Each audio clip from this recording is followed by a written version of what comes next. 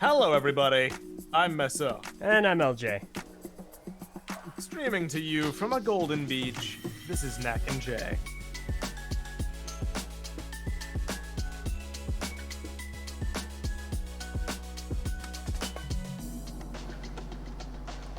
Hello, once again, everybody.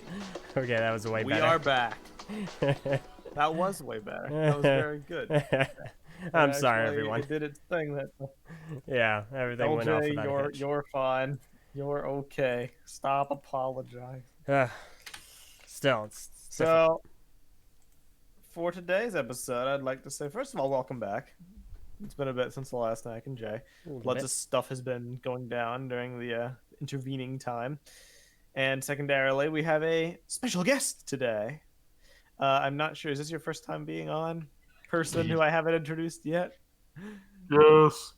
Okay. Yes. Hello. All right. Today I'd like to welcome my epic friend, longtime acquaintance, Ninja Master 501. Yes, it is I. Thanks for having me on.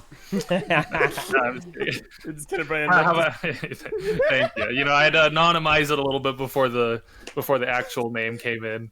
Here you go. I love it. So, how are you doing, Invi? I'm good. I mean, much better than I was, a few weeks ago or however long ago it was. But yeah, Yes. I'm good. I'm doing good. One might wonder, why for this pivotal episode talking about the contest, why have we brought on a guest? It's because Mange actually helped us out with the contest and took up the mantle of helping manage the polls, helping vet, a lot of the voter fraud that was going on. He helped get the system in place for ranked voting and all that. And he took up a very active role, not necessarily with the planning, but with the execution. So we were like, we kind of should have you on for this one, because you have more context about like the community side of this than anybody else in the group. The only other person who even comes close, ironically enough, is Keeney, Somehow. Yeah. because he has actually been, around talking to people. But you helped out with the proceedings, and we're gonna get all into that. Don't you worry. But before we do, take it away. Okay, yes. So first, we're going to start with some plugs. If you're interested in joining in the conversation, of which it is lively, head on over to Okay, restart. Head on over to the TTV message boards at board.ttvchannel.com. You need to be 13 years or older so you can sign up for an account. It's totally free. And make sure to follow our rules and you can have a good time joining in. Additionally, make sure you head on over to Patreon at patreon.com/thettvchannel. Low as $1 a month, you can join our Patreon Discord server as well as our Minecraft server with the island on the islands of Matanui and Voyanui, with more to come. And then finally, Twitter at the TTV channel, at Messinac, at the Eljay Johnson, JOHNSEN, and what is yours, Invi? TTV_Invictus. Thank you. Okay, so that's everything. Definitely go ahead and head to the message boards because we have a poll that's up right now. We always have polls, but we have one which is to vote the next canon contest. So which character is next up? And your options are Artaka, the remaining Toa Haga, Toa Tuyet, Ord, Shiara, Zarya, Lariska, Toa Nadiki, Varian, the gold-skinned bean, or Morendar. So, a lot of characters. Vote for however many you want, or as few as you want. Doesn't really matter. Just go and check it out. Okay. So right off the bat, patron chat isn't visible. It's... No, I guess it is visible on this, isn't it? That's weird. Huh. Okay. I'll work on getting that going, but I Okay. make no guarantees as to when. Up there it is. And where's the Nope. That's the wrong picture. Where's the other one? The Oh, I don't have the drop down thing, do I? Of all the patron names. Do we have that on Knack and Jay? Where's my scroll list? Good question. I forget. I don't think Mac we do. and J. Okay, 20. Swart says no, so that works. Okay, fair enough. Okay, All right, well, we're good now. we're good. So, this has been an ordeal. Here's what I'd like to do. Before we even begin, I would just like to kind of lay the groundwork a little bit, if you will. And don't worry, we'll do like the recap thing where we go back and we paint the history for context, but this is not that. I'd just like to tell everyone watching this is going to be a bit of an interesting episode because for the last few months, Eljay and I have been managing this canon contest and all these canon contests. We've been brainstorming rules. We've been doing all the the polling infrastructure. We've been addressing concerns and feedback, and that is, I guess the best way I could put it is that's like a responsibility that we undertook when we wanted to do these contests. When we said, okay, we're going to do them, there's expectations that comes from that, and that's all the work we've been doing. What it also meant is that we kind of had to shut up and focus on manning the contests and making sure they work, rather than letting the other side of ourselves come out, which is the Bionicle fan, if that makes any sense, who is invested in the turnout of the contest, who might have preferences, favorites, opinions, etc. We kind of had to tell that part of ourselves to sit down and be quiet, and you'll get to have your turn in a few months. So we've been very tight-lipped about all the craziness that's been going down with the contest, except for the purpose of making like official statements. And now that the contest is over, today that's going to change. So just keep in mind the duality of us when you are listening to us, because really there are two different elements at play. The contest organizers, of which we have the ability to respond to people's grievances, answer concerns, make adjustments to the rules based on feedback, talk to people about things. And then you have the Bionicle fan, Meso, Eljay, and also Invi over here, who Real quick, have some thoughts. Meso is used to calling him Mange, so if you hear him say Mange, he's still talking about Invi, who is here with us. I call him Invi. We Meso actually calls have a him surprise second guest. No. Yeah, just exactly in right. case this is someone's first episode and they're curious, they're listening in to hear the backstory behind everything. Exactly. So you're going to hear a lot of opinions today, and it might surprise you just like how far into it we're going to get, but just think that we've been tight-lipped for months. It's probably going to end up being more of a vent episode than anything else. So just keep that in mind. You're going to learn lots of cool info, but you're also going to get to hear us rant a little bit, which might be entertaining if you like that kind of stuff. Yeah. With that being said, this contest, when did we begin? How many months has it been? So like 3? So the 2? contest started on June 1st. Oh my god. It's been Really? Has it been that long? It's been over 2 I months. thought it's been 5 years. It feels like it's been my 5 God. years. Like I'm waiting for my Yeah, I my mean the gray production hairs. of the contest has been going on for way longer, I guess, but the Helryx Yeah. contest specifically has been like 2.5 months. Yeah, so let me go ahead and get the poll topic, because I want us to go all the way to the start to kind of give our full thought process here for starting these. We kind of have to. We yeah. definitely have to. Let me see. Because this is not the first time that we've spoken about the contests. On Anak and Jay, we did a whole episode about them before. But back then, it was back when they were still in their idea phase. We were still like brainstorming things at that point. So we didn't really have anything to show for it in the way of the polls, the entries, all the different points of view. It was basically just us talking about them on a conceptual level. Suffice to say, things have changed. But do you want me to give the initial history, or are you looking for the source? I got it. I got everything. So, Okay, go for it. our tale begins in the time before time, specifically February 11th, 2020, when message boards member Helryx asked, "Hey Greg, would you be cool with doing more canonization contests?" And Greg replied, "Word." No, not exactly. He said, if the community was okay with this, I would be willing to do it.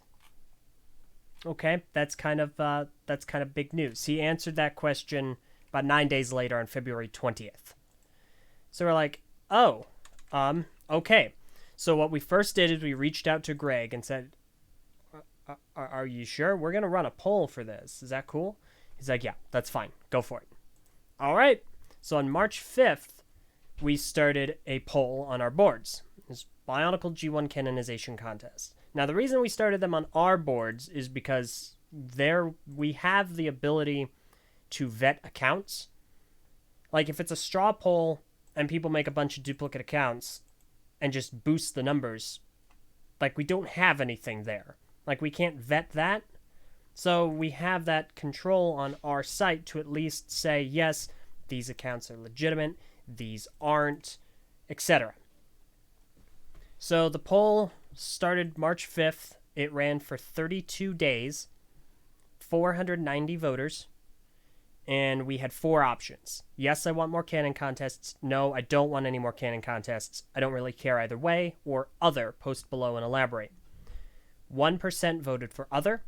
8% voted I don't really care either way. 16% voted no, I don't want any more canon contests, and 75% said yes. So, we got to work. We started drafting up a character list, characters that we figured would be good for this kind of a thing. Under the criteria, they should have names, or they should have speaking roles with importance in the story. And that's where we came up with our list of about, I don't know how many characters, a handful. And we sent that list off to Greg to see if he had any objections to any of the characters on that list. He didn't, so we released it. So what we had done, 15, thanks, Walk. So we went over there. There is a group called the Council of the Great Beings, and it's a congregation of, this is going to come into play later, so it's an important backstory. It's a congregation of Bionicle community figureheads or project leads. You know, people that create a lot of things in the community, or they run large community websites like BZ Power, the TTV message boards, and stuff like that. Or again, they make stuff. They're project leads, such as Masks of Power, the game, or BMP, stuff like that. Legend of Matanui. Exactly. So it's a group where all the heads and figureheads and community leads and whatnot, they get together and they discuss things that are happening in the community and kind of coordinate things and contests and whatnot and work together. That's its purpose. I know it'll come into relevance later. I just want to say that's its purpose. We also did not make it. Yes, we did not. We were invited. And in fact, TTV was invited, and at the same time that I was invited, because it was made when I was out of TTV, and I declined the invitation at first. And it's only after I rejoined TTV was it kind of important for me to be there, because I'm autonomous and also a part of TTV. So that's that. But we did not make it. Carry on. We did not advocate. So we went to them and we were like, hey, we would like some feedback and some help, because we have representatives from other parts of the community there that are obviously trying to represent their parts of it. And some of those communities are mocking communities. So we've asked if he minds. He doesn't, so we'll say his name. We primarily worked heavily with Grayson from Masterpiece. And obviously enough, Meso and I, we really spent a lot of time working on the rules, on the contest. However, if there were a third architect, it would be Grayson. He gave us huge swaths of feedback. He was instrumental in ironing out a lot of the kinks, a lot of the issues, and streamlining a lot of the rules to make them make as much sense as possible. So he was invaluable. And obviously we did get feedback from other members of the council, some of which have asked for their names not to be mentioned, so I won't, out of respect for that. If they opt to make themselves known, they are more than welcome to, of course. So we spent a lot of time working on the specifics, trying to make things make as much sense, but also trying to accommodate as many different people as possible. Because you have a lot of different groups that you need to accommodate for. You have 3D modelers, you have 3D printers, you have people that like to cut pieces, people that like to paint pieces, people that want things to be purist, people that don't care if they're purist. Despite being based off the contests of old, the community is not like it was 10 years ago. A bunch of different people have cropped up, and we did not want to exclude basically what the Bionicle community is today from participation in a big event of today. Yeah, it's like this contest, canon contests have happened before, and rapidly, BZP, BSO1, the Chronist, they've all hosted contests before, way back in the day, over a decade ago. And the community since then has grown and changed in such fascinating ways, so we had new questions that we needed to answer. Like, what about 3D modelers? What about custom pieces? What about painted pieces?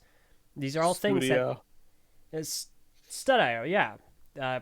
3D models. Or in that sense. So you have a lot of things, a lot of new questions that crop up. And like, sure, it's easy to say, just purist. Just only LEGO pieces.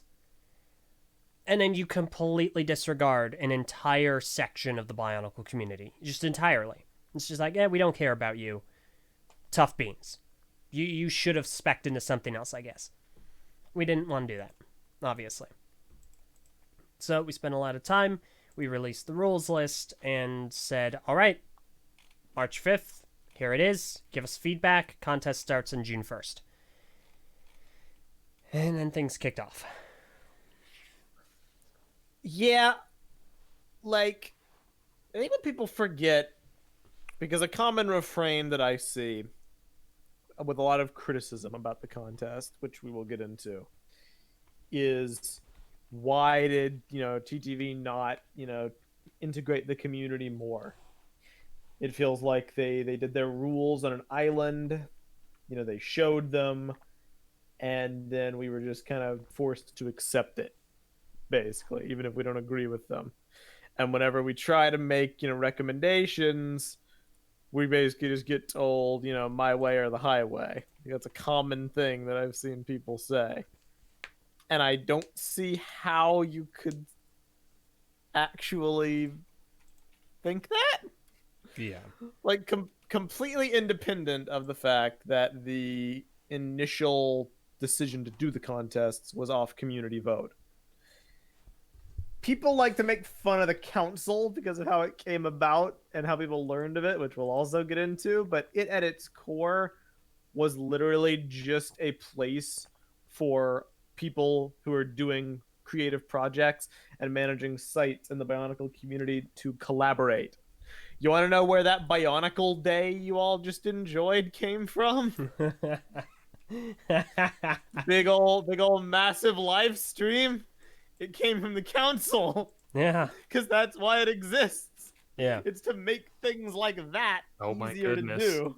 Bionicle Day was coordinated by the Bio-Illuminati. I can't believe this. My whole world is crumbling on me. Yes. Crumbling. No, it's not true. Crumbling. So we were like, okay, we think we can do this. We have the infrastructure, but we're also vastly inexperienced. Who's in the council? Well, to name a few people, the head of BSO1 and the head of BZ Power. Not to mention people like Grayson who have done community contests in the past, let alone canon contests like BSO1 and BZP. So we then took our rules to them. We drafted, we got feedback, worked with Grayson, worked with everybody, corrections, additions. And then, we post them publicly, but the discussion did not stop. The canon contest topic that we made to aggregate feedback back during the early stages of this has, as of the time of this message, or not this message, this podcast right now, 1,224 posts. Now, obviously, some of those are more recent than others. A lot of those are from the months of July and August, but only about 200 of them. That still leaves 1,000 posts. You want to kick it back to before the Helryx contest? You said it started on June 1st? Yeah, the Helryx contest started June 1st. Okay. Even then, we still had like 330 posts before then. Not counting all of the private discussions we had with people offsite, like RSG to gauge feedback on custom masks, which we'll get into, like BSO1 to gauge feedback on the validity of canonicity and what would be put on the wiki, which we'll get into. But I guess like the point of my ramble is I would far be it from me to say we were perfect, because we certainly were not in our handling of this, which we'll also get into. But the one thing I don't really think you could accuse us of is sitting in our ivory tower and not really listening to people's feedback and not making the community a part of it. No. Because both on a private, public, regular average Joe and community figurehead point, they arguably contributed more to the development of the rules than we did, because our initial pitch was very bare bones. It was, which is why we went to them. Like, this was not something we were going to do in a vacuum. It wasn't something we were just gonna haphazardly wander into. Were there still issues despite our attempts? Of course. And that just goes to show that things were going to happen. Yeah. Because we're tackling questions that hadn't been before, and we're trying to accommodate as many people as possible. It would have been so easy if we pulled it like BZP. If we had just been like, all right, well, Greg is on our site. We're going to do the contest, and if you have a problem with that, door's over there. These are our rules. Follow them or bye. Like, it would have been... That's pretty much how it was done in the past. Exactly. That's how every other website has done it. Every other one. And we're the only ones that opted to try and give people some say, some power to throw around, and some ability to influence how these are conducted. The problem is, there are so many different types of people that you are trying to accommodate for, and trying to please, and trying to have their opinion and voice heard, that along the line, they will contradict each other at some point. It's inevitable. Everyone has their own agenda, and I don't say that derogatorily. We all have an agenda. I have an agenda. My agenda is to make sure this contest goes on without a hitch. Well, like, you failed. Everyone has something that they're looking out for that's like near and dear to them. Either the project they're working on, or something they hold important, to Bionicle, canonicity, lack thereof, etc., etc. Everyone has a preference, and it does not always align. Sometimes it's a strength of the Bionicle community, the diversity of opinions and all the different subcultures and micro communities. But when it comes time to do something like this, it's probably the biggest challenge. So what happened? What happened next? We make this topic. We get feedback for a month plus, and then the contest starts. Yes. So the way that the contests were structured is, for Helryx at the very least, the beginning contest, what we did is we have essentially 4 sections. It's broken up 4 times. So you start off with the entry period for the mock contest. So everyone creates their Helryx, or what they think Helryx should look like, and enters it. All right, awesome. Then it moves into voting. So we vote for about a week and a half or so on which one ends up getting the most votes, etc. And then that one gets made artwork of. So we move on to the third part, which is artwork. Now, artwork ended up being both the mask of psychometry, which had no appearance, as well as the actual artwork of her wearing it. Now, the artwork is what gets canonized. And we'll get into that too, because that wasn't properly conveyed to people. And then Yeah, finally, there's a lot of confusion. yeah, and then finally, we move on to the final voting for the artwork. And then once that's done, the winner gets sent to Greg to be canonized. And then it gets put on BSO1. So, that is how it should work. Now, all that sounds really easy. And it should have But been. it wasn't! It should have been, but it wasn't. So, where do we even really start with this? Because I think we should. Let's start with the thing you just explained. That being the artwork mock discrepancy. Okay. I think we need to do that first because it's the fundamental thing. Yes. When we envisioned the plan for this, literally the first three things were like, okay, there's 3 hot button issues: CCBS parts, 3D printed masks, and Hero Factory helmets / G2 masks.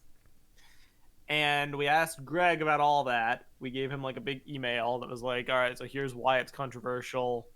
What do you think about this? I, of course, I wanted to go through with them. So I was like, my brother was like, hopefully Greg will say yes. He responded, and he was like, yeah, sure. I don't want to limit creativity. So we publicized that. We're like, okay, so these things are going to be allowed. And CCBS and G2 stuff, generally speaking, not as controversial as I thought it was going to be.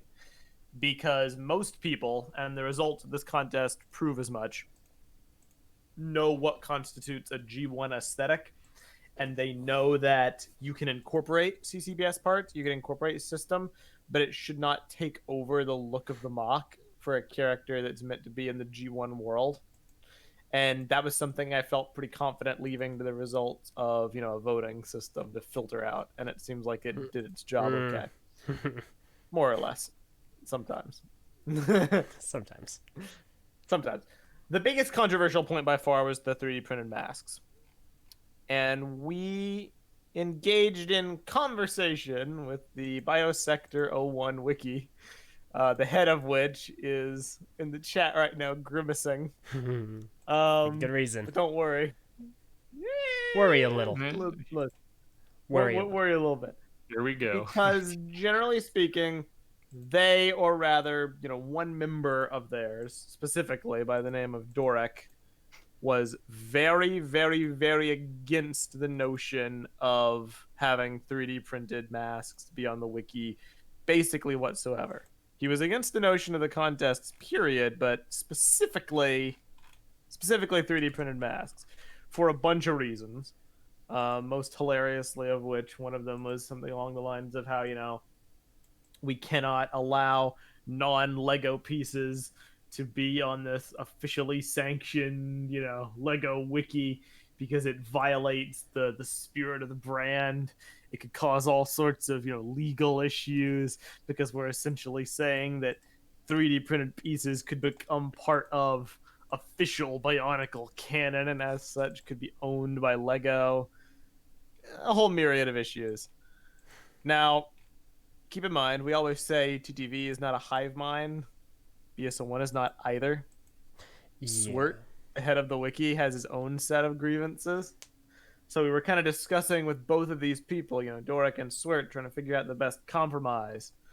Our talk with Dorek was not really productive whatsoever. I would argue of all of our conversations with folks in the community about these contests, it was the least productive of any conversation we had had. No, okay. So you know what? No. Second least, only because Swart was there. There was one other that was less productive. So, yeah. We tried very hard to have an in-depth conversation and to kind of address all the different points about legality, about canonicity, about profitability, being concerned about 3D printed pieces essentially being... They essentially using their canonicity to jack up prices on the secondhand market, talking about how, whether Greg should be the ultimate arbiter of what's canon and what isn't. We tried to have this massive conversation, to basically at least reach some kind of understanding. Like I got the gist we were never going to fully agree, but I was hoping to kind of at least maybe reach a middle ground where we could both be generally satisfied. It did not happen, and Doric ended up removing himself from the conversation. Yeah. And we did not talk with him at all past March. Correct. So it kind of fell to Sword at that point to advocate for BSO1, which I will say thank you very much to Sword, because he throughout everything was always willing to discuss, always willing to hear us out, and us in return to him. And he did it in a constructive way, because he wasn't really looking to tear us or the contest down so much as make sure they're the best they could be. And sometimes that means compromising on things. Sometimes it means figuring out a way to make everybody happy. But if you're not willing to have that conversation, and if you're not willing to enter into the conversation with good faith, then you run into problems like what we had with with Doric. But with Swert, it was never the case. And I would like to say thank you for that. Yeah, honestly, Swert was fantastic throughout this entire process. Like, well, obviously, we've worked with him in the past, and this has been spectacular. And a huge thanks to him for being willing to talk with us and at least get us to this point. I offer no thanks to Doric. As a fellow ambassador, I feel like a lot of his behavior during this entire thing was unprofessional. It was rude. It was disrespectful to a significant extent. And it really it shines a bad light upon the community he's representing as its representative in the way he conducted himself throughout this entire process. 100%. I would. It frustrates me. It really frustrates me, because on March 7th he posted in the poll topic, and he started it off saying, "I'm gonna draw some hard lines for what we'll put on BSO1," and it was just essentially cutting off these things and making these unilateral decisions without even talking to us. And what it essentially boiled down to was, as much as I don't like to throw around, words that could be inflammatory, I really don't think there's any other way to say it than like a power play, and not the Bionicle book, which is a good book. Involved. But it was essentially trying to say, because I have a personal opinion on this thing, which I respect. He had some points that were actually worth discussing. They were worth hearing. They were worth trying to figure out. But he bypassed that stage and was like, because I have these points and I'm an influential figure on the wiki, whatever Greg says is the case, we will not acknowledge, was basically what was put forth. And that's a very dangerous thing to do when it is BSO1 at its core is meant to be an information catalog. Mm-hmm. Like, that's the only reason why this is even a topic of discussion. Plenty of people in the community disagree, and that's fine. Plenty of people disagree that we've listened to, and that's fine. The opinions are not the they are not the issue. It's about what you do when you're in a position of power. That being just, you stick your fingers in your ears and go nah, because you don't appreciate or agree with what's being done. Like, that's not the case. How far could you stretch that if you don't like the winner of an entry? Could he just say, I'm not going to put it on BSO1? I mean, obviously you can't, because Sword is a reasonable individual and he helped. But that is a dangerous, slippery slope to go down. Yeah. And we weren't really it's just not good. Yeah, I have no respect for that kind of behavior, and it was frustrating. It ultimately, it was the reason why. Well, it was the predominant reason. I should reclarify why the art contest ended up the way that it did. So we've been saying compromise, willing to compromise, and the reason we're saying all of this and talking about Doric isn't simply to vent our frustration with having to deal with him. It's also to contextualize why the art contest was the way that it was. Yep. So because think about it. If the art contest is what is the actual thing to decide the canon work, if the mock is simply a baseline, conceptual springboard for a piece of artwork, then suddenly that sidesteps the issue that Doric was having, that Swert was having, regarding putting 3D printed masks and custom designed Lego pieces on an official quote unquote Lego wiki. Because now it's just artwork, and there's a precedent for that. There's a precedent for that with Surel. There's a precedent with Nikila. That's been done. The 3D printed pieces, not so much. And whether people make 3D printed masks of the artwork after the fact or not, spoiler alert, they will and have. That doesn't really matter to BSO1 because they don't have to have that featured front and center on the page. Yeah. No, exactly. So the compromise for any unaware is the way that we ran the art contest was twofold. So you had to create an illustration, because what BSO1 essentially proposed as a compromise was, all right, so Doric does not want 3D printed pieces on creations, non-official Lego parts featured on BSO1 on character pages. Okay.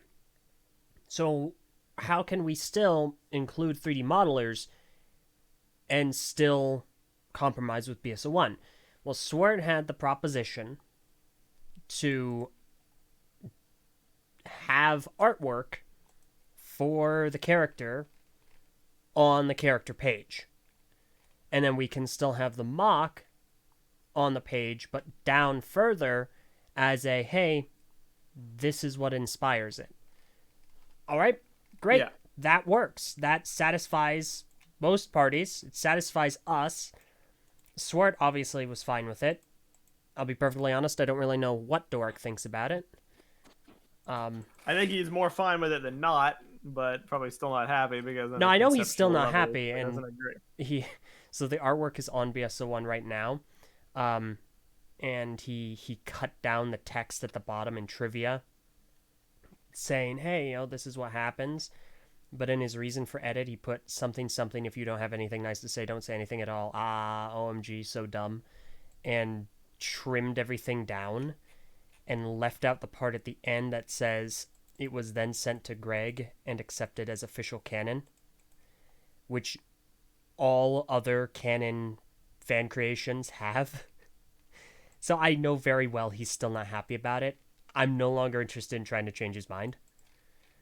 But Nice. okay. A little off in the weeds. Refocusing.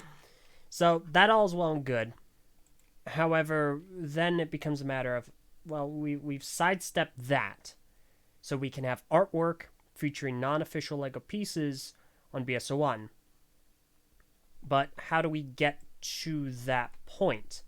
Well, you have a few options. You either have a mask contest first, where you can just design all of the masks that haven't been seen yet, and then everyone has to abide by those.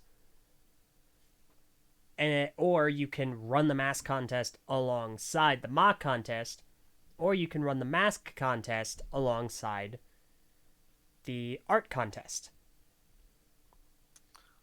Which seemed to me at the time, and I still somewhat believe it to be the case, although it is certainly not perfect. It made the most sense to combine the mask with the artwork portion, because both of them are being used to decide the canon interpretation. So rather than have a third contest with its own entry period and voting time and bracketed system, if someone's already drawing a stylized version of the mock to be accepted into official canon, it would then make sense to just give it a unique mask while you're at it. That was the thought process, behind doing it that way. Mm-hmm. But there were a large amount of people who wanted the mask contest to be separate. And, there is merit to that, because at that point, you can have the mask be judged on its own merits. And you can have the... Swear, you were in favor of the mask contest being separate, right? I think you were. I completely forget. I don't recall. You suggested it? Yeah, Sword did suggest that. And, I can't really disagree because I know I'm jumping the gun a little bit, but I ran into that issue with the Helryx piece of art that ended up winning because I really liked the artwork and not so much the mask design. So when we were thinking about it that way, we just did it for simplicity's sake. It made the most sense to us. We already feared the rules were too convoluted, and we thought adding a third contest would just confuse things more. But, it is what it is, and it's something that I no promises, but we are open to hearing feedback and potentially making a different call in the future. Not to like jump the gun, but we would always like to hear what people think about it and express, how you think the mask art split ended up working, because I know there's a myriad of different opinions on it. Yeah, because one of the other issues, and I alluded to this earlier, one of the other issues was there were two more. One was, well, if you're designing a mask, then beforehand, mockists have to conform to the stylization of the mask. If you're designing a mask to cater to a mock, then you're catering it so specifically that the mask might not be able to be used for other characters. You're also restricting the mask designers to cater to the mock. There are a whole slew of different things where, well, you're hindering this person, you're hindering that person, you're hindering XYZ. And so the reason why, one of the reasons why we did this way is, well, you already have the mock. Now artists have that level of input to not only stylize the creation, but also create, They also get a part in the creation process. So, yeah. And then also, it really streamlines things to boil it down. Let me see. The other concern was the rapid printing angle. Yeah, that was the other one. So it's like if you make a mask prior to everything, and then you have a mock contest afterward, well, then people are just going to vote for the entries that feature the 3D printed masks. Like, you have to thereby have that mask, or you don't stand a chance against the people that actually have it because they're the most accurate. So people will vote for one if it has the most accurate mask model. Exactly. That can be mitigated by switching the order around, but that was one solution that was pitched way back when, and it just people in the 3D modeling community had concerns about that, so we couldn't really go for it. Yeah. So that's what ended up being the case. We ran a mock contest first, so the mockists had basically free reign as much as possible, and then the artists could design their own mask or use one of the pre-existing ones. And then I see, I'm one of the people that I like the end art. I also, the mask has grown on me, and seeing it in 3D has made it really grow on me a lot more. I agree. So, I mean, it's the kind of thing where if you guys don't mind 3 back-to-back contests in one contest, it's something to be discussed. Yeah, by all means, fire away, Yeah.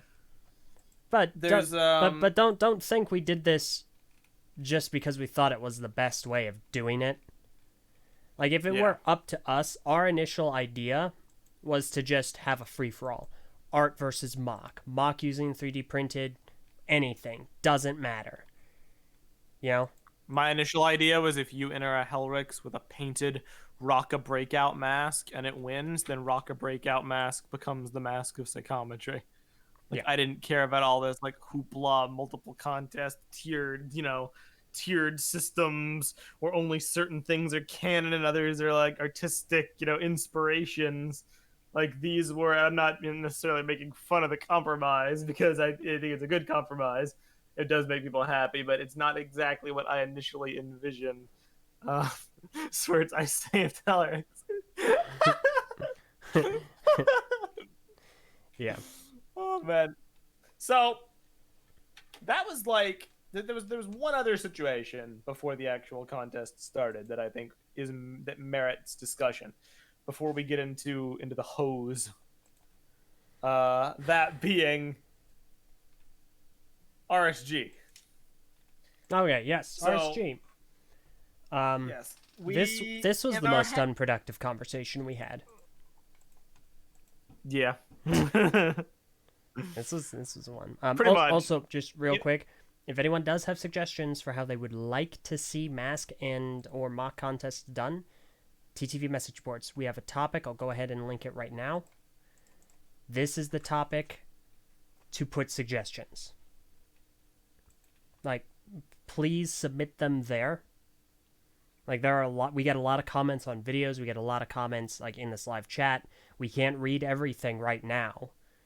So go there, please suggest how you believe it should be done, and we'll listen. We'll kind of see what might work well, and we'll give our perspective as to why we think it might not, why we think it might, because there are a lot of different facets to it. But please head over there. That's where we're really going to be able to interact with the ideas. Okay? Yeah. All right. For RSG. context with the RSG okay. situation. One, like, just as a reminder, our idea with this contest was inclusivity.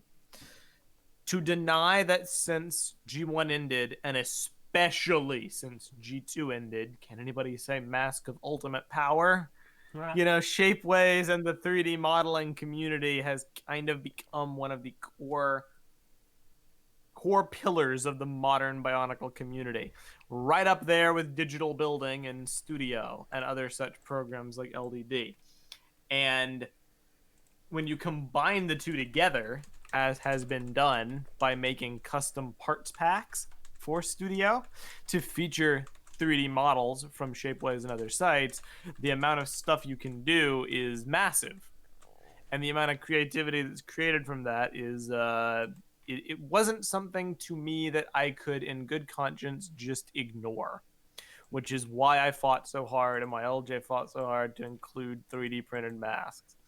However, we were made aware that there were some concerns with that from numerous prolific people in the 3D mocking community, most notably Red Star Games, or Red Star Gaming, whatever their official name is, RSG, because they have one of the largest catalogs of 3D printed masks available, made by some very, very talented people and some very cool designs. They were one of the main reasons why I was advocating so much. What? It's really funny because they were one of the big considerations. Like, we were thinking, all right, RSG, they're really about keeping the canon with their project. I think they would really appreciate being a part of this because it's actually being a part of canon, and it's right up their alley. This is their pinwheel. Yeah, don't get me wrong. I've not agreed with RSG on everything they've ever done. Not the members, not the project, not the direction, nothing. But I can't look at them as a group, as an entity, or I couldn't look at them, before, as like these guys are not constructive, because they're incredibly creative people, like all of them, and they're clearly very talented. Their RPG, their game, their mask shop. There's really some awesome people in there. They were the reason why I believed so strongly about this. And I, not to, say anything towards other people in the community, other mask makers, Galva comes to mind as being one I really, really love. But RSG were really the main ones they were my inspiration, basically. Because I've interacted with a lot of them, and I'm friends with some of them, and I wanted them on board. So it was naturally crushing to me to hear they wanted no part in it whatsoever. Yeah. Not only did the vast majority outright wish the contests to not happen whatsoever, but the people in the position of leadership were very adamant that they did not think that 3D printed masks should be allowed in the contest. And in the interests of being fair, Eljay and I are obviously biased in that we do think that 3D printed masks should be allowed. So when I attempt to explain, the logic that went into this conversation, feel free to take it with a grain of salt, because we're not the people who believe that they shouldn't be, so we might get some points wrong here and there.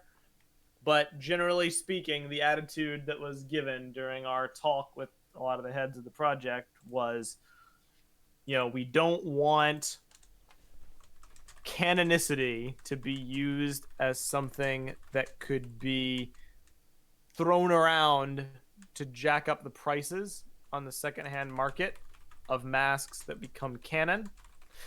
We don't want people to essentially use that as a badge of honor to inflate their status in the community.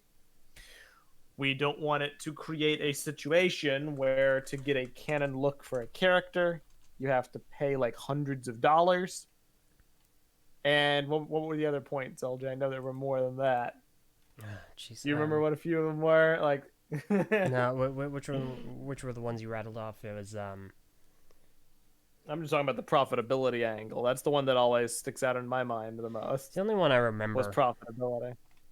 That's really Because I think the real fly in the ointment was our rule that we had made to address that, because they were not the first people to have that qualm, namely BSO1.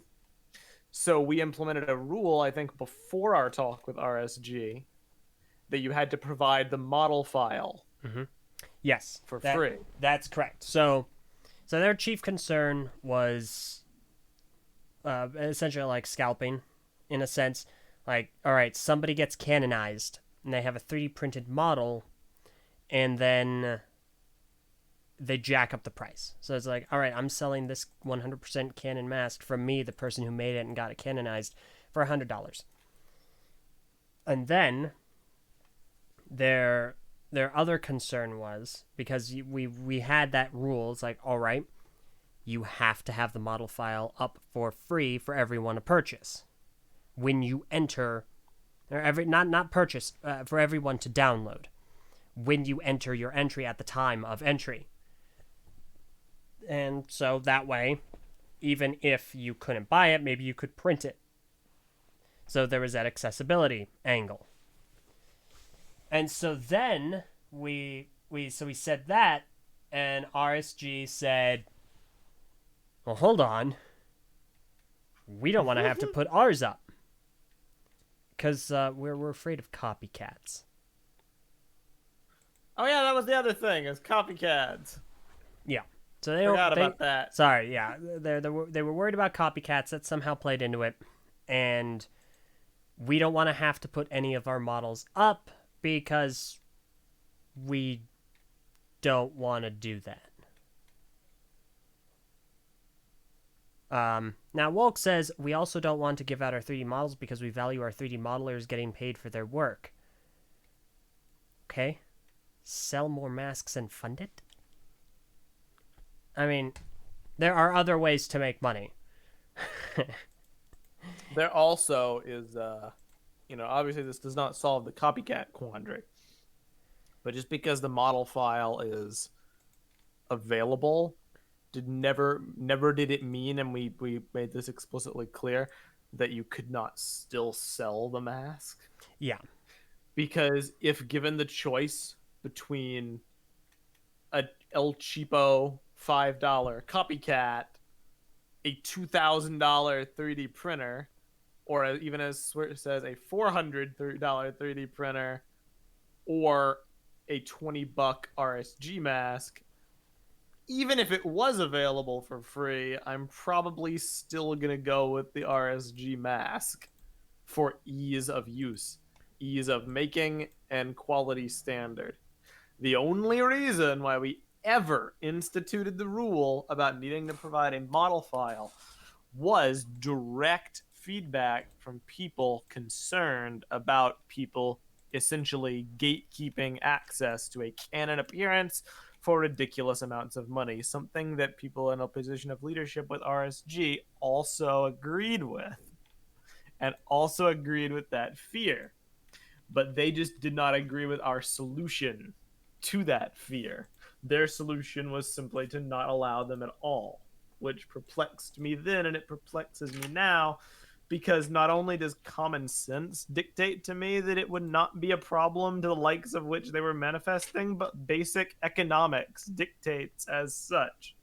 You know, is not always a situation where the copycats would be a bad thing. Do you really think the community would stand for someone charging $200 for the mask of psychometry? Do you really think that anyone would buy a $200 mask of psychometry? Or would they either get it from a copycat who would then use basic economics to sell it for cheaper to then undercut the price gouging that was going on, you know, or look into modeling it themselves, which would be allowed to do because of the free file being available for download. I don't know. Like, the only thing to me it implied, and again, this is not, you know, objective contest Meso making a bold claim about another fan project. This is Bionicle fan Meso making some speculation. So A Bionicle fan Eljay you know, is going to join him on the speculation. So, you know, take what I'm about to say with a grain of salt. Not a personal attack, just doing a thinking emoji. It almost seems to me like the only way the 2 points of view are reconciled is if RSG thought that some people in their own group might fall victim to the price gouging temptations and might try to sell masks for ridiculous amounts of money. I don't know who it would be. I don't know enough about RSG's structure, but that's the only way it makes sense to me. Is maybe, you know, I think it was Holly Nuva who was the most against the idea. Yeah, she did not want. Oh, go on. No, continue, please. She did not want the masks to be allowed because of that reason, but also didn't like the compromise. So maybe she was trying to make sure they didn't take advantage of anything and be like honorable. I don't know. Yeah. Removing temptation. I don't know how to explain it. Yeah. There are ways. Yeah, so the thing, Holly Nuva was the one that we primarily dealt with, along with a few side members and Lahari, who's the head of the project. And like, Lahari wanted to be a part of it because I think he understood the value in having your group participate in a large-scale contest that specifically caters to canonization. Like, if RSG had entered, that's entirely their ballpark, you know? And Holly Nuva just unilaterally said no. Opinion time. Not contest. Opinion. Holly Nuva is former BNG, Bionicle Next Generation. We've talked about BNG in the past. It's a project that was started in like 2011. They wanted to remake all of this Bionicle media as 3D movies, and so on and so forth. And it was very ambitious, and it was mismanaged into the dirt. Holly Nuva kind of seems like she's pulling a sequel moment. And I don't really think that Lahari should have catered to her basically pulling a Doric and unilaterally saying, no, we're not doing this. Because from a project management perspective, and for wanting to get your name out there and be a part of things and actually play in the ballpark of, we want to alter canon, they made the worst decision. Even someone who they disagree with, King K, who made the same dumb decision at the very beginning, realized the error and was like, oh, hey, wait, actually, and completely turned around. So... Sorry, man. For a second. What's that? My internet cut out for a second, but I'm back. Okay. So, I just... It's ridiculous. Also, YouTube chat, SLMBR said, the same way you caved to Doric, we didn't cave to Doric. That's why you have a mock on the BSO1 page for Helryx. That's why we have a new mask design for Helryx. That's why we were able to get that, there, like a canon appearance. If we caved to Doric, guess the contests wouldn't happen, would they? If we caved to Doric, there would be no contest. I don't know how you could listen to everything we just said about that whole conversation and say we caved to Doric. Like, did you just... Caving... Were you not here, like, or did you just not listen? Because I know not reading has been a staple of the last 2 to 3 days, but not listening, maybe that's its brother. Eljay on blast. No, this drives me nuts. The same way you caved to Doric. We made a compromise with BSO1. We came to an agreement that satisfies both parties. You not being happy with that is some tough freaking beans, because you definitely couldn't have come to the same compromise. Being able to... And he cut out again. All right. Oh, I didn't. I thought it was just me for a sec. No. Am I here? Yep, Hello? there Yep, you now are. you're back. Hello. Okay, I might cut out again. I don't know if my internet's dying or whatever. I'm gonna talk super close to my mic. Being able to compromise with someone and being able to put your own ego to the side, being able to do what's best for the community you're a part of. You know, you give a little to gain a lot, basically. That's like basics of the world, how you get stuff done. You know, but there is at some point during the process of compromise where you do have to, at the very least, try to like have a backbone, have a spine, and stand up for what you believe in. Like, not to get super over dramatic about a contest for, you know, plastic toys, but there is a point when you are arguing for something that you believe, you kind of need to put your money where your mouth is and fight for it. And even if you lose, you fought for it.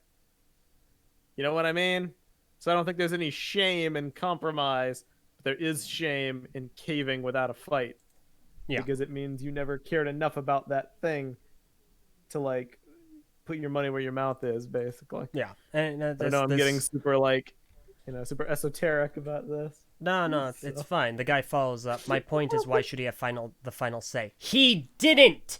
That was the point of the compromise. It's why we said he unilaterally came in and made all of these decisions, and we said that's not how this is going to work. He didn't have final say. It's why 3D printed pieces were part of the mock contest. It's why you have a canon version of Helryx on the page right now. We didn't cave. He didn't have final say. What about that aren't you hearing? What aren't you seeing?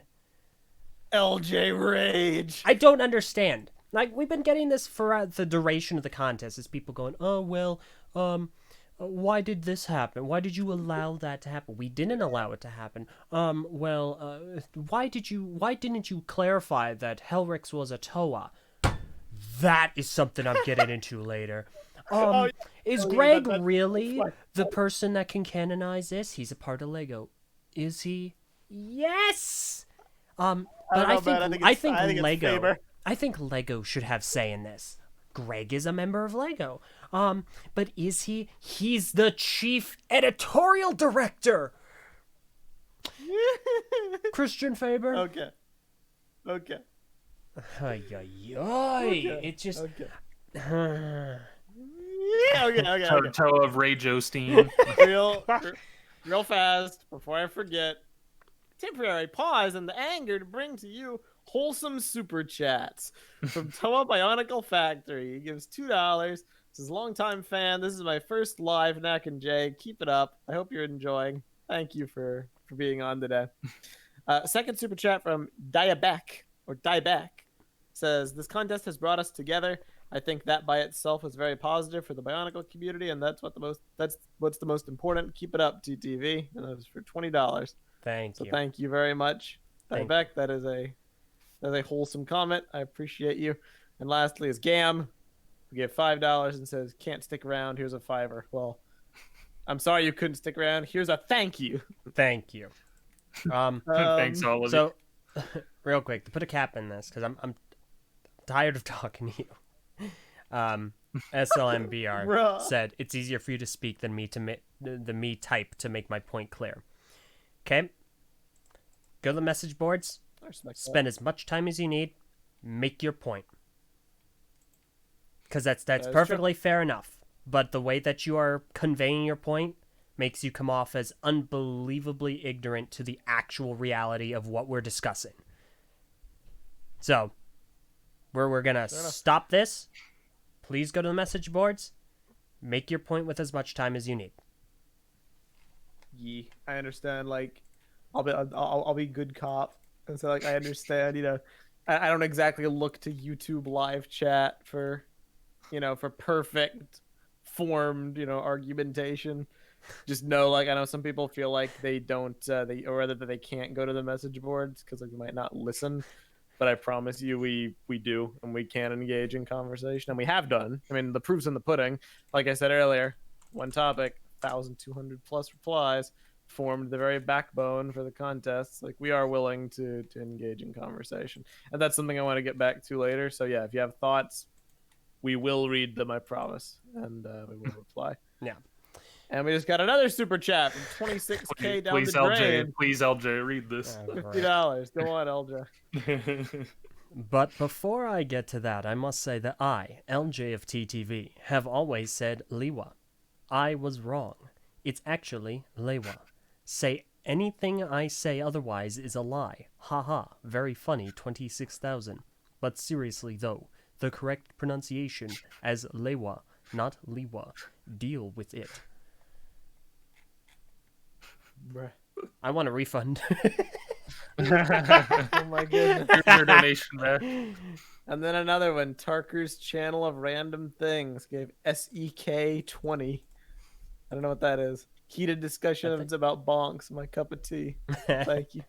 It's about $2.50. Oh, yeah. Thank you. All right.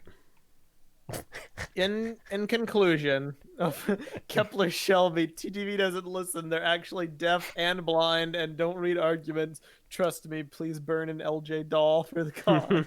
What was that? What? Kepler, I just like to say thank you for thank you for listening in. It's good to see you here. And thank you for giving us a shot. Yes. I would just like to put a cap on the RSG thing by reiterating the core crux of my point. Never once in the whole span of the discussion, do I think there's no merit in discussing those concerns. I may make bold, sweeping statements about like economics or whatever, because I do firmly believe that while the problems may exist, they would resolve themselves without the need for our influence. But that does not mean that they weren't worth discussing, and that they weren't worth, listening and engaging in a dialogue about their concerns. RSG people want to protect their modelers. They want their modelers to get compensated. They want to protect the sanctity of their group. They want to do all this stuff. They care about canon, etc. We wanted to talk to the people because we like the people. We haven't always agreed with everything they've done in the project, but I have the utmost of respect for them as Bionicle fans because they're constructive people. They're doing things to give back to the community. They're doing cool things that other people can't do as well. Like they're unique. They have a unique niche. And I like the people so much. I'm friends with a good amount of the people in RSG. I wanted to get them on board, and that was always my goal. So I was very disappointed when there was no attempt at a compromise reached. It got so desperate because, again, I just like to point out, just like we're not a hive mind, and BSO1's not a hive mind, RSG's not a hive mind either. There was a point where one of the people at RSG who I'm friends with was so, so desperate to help them see the error of their ways because it didn't make any sense for RSG to block themselves off from a contest that's perfectly suited to get them exposure and publicity. That we brainstormed, a pitch one more time to go pitch to the higher ups. About maybe a further compromise that would allow RSG to participate without necessarily having to sacrifice their models, like something along the lines of original designs specifically for the few masks that were going to be canonized, that they would do a different pricing system with or something to ensure people were compensated accordingly. And essentially there was this massive document pitch detailing all the concerns, and it was presented to Holly Nuva, and I don't even think she ever read it. She was like, I "Oh, don't you know. went behind my back. You went behind my back to plan, this with TTV. You shouldn't do this." I'm just like, bruh. Yeah, it's You have people in your group who want the best for your group, who want to see you be popular, who want to see you be profitable, who want to see you get the recognition that you deserve. You included, Holly Nuva, and anyone from RSG who might be listening to this, because you are all creative people and you're deserving of recognition for that. You have people in your group who want you to succeed, and you're just like, la la la la la la la, nope, nope, nope. Yeah. And that can be very frustrating, both for the people who want to include you and for people in your group who feel like they're not being heard, basically. so It's disappointing. yeah. Contest runner Eljay says, I'm disappointed with RSG that they did not participate, because I think the whole point was to have a lot of community groups and members come together and participate in this, because it's the first time we've had canon additions to Generation 1 in a long time. And we are fans of theirs. We would have liked to have seen them done really well in the contests. I think it would have been good for everyone. Bionicle community member Eljay, I really, really wonder how much of it was stemmed from their fear that they would have lost, that they would not have gotten a canon version through, and that they would have had to thereby kowtow in their project canonically to whomever the winner was, especially if that was King K. Yeah. So I think that's very likely.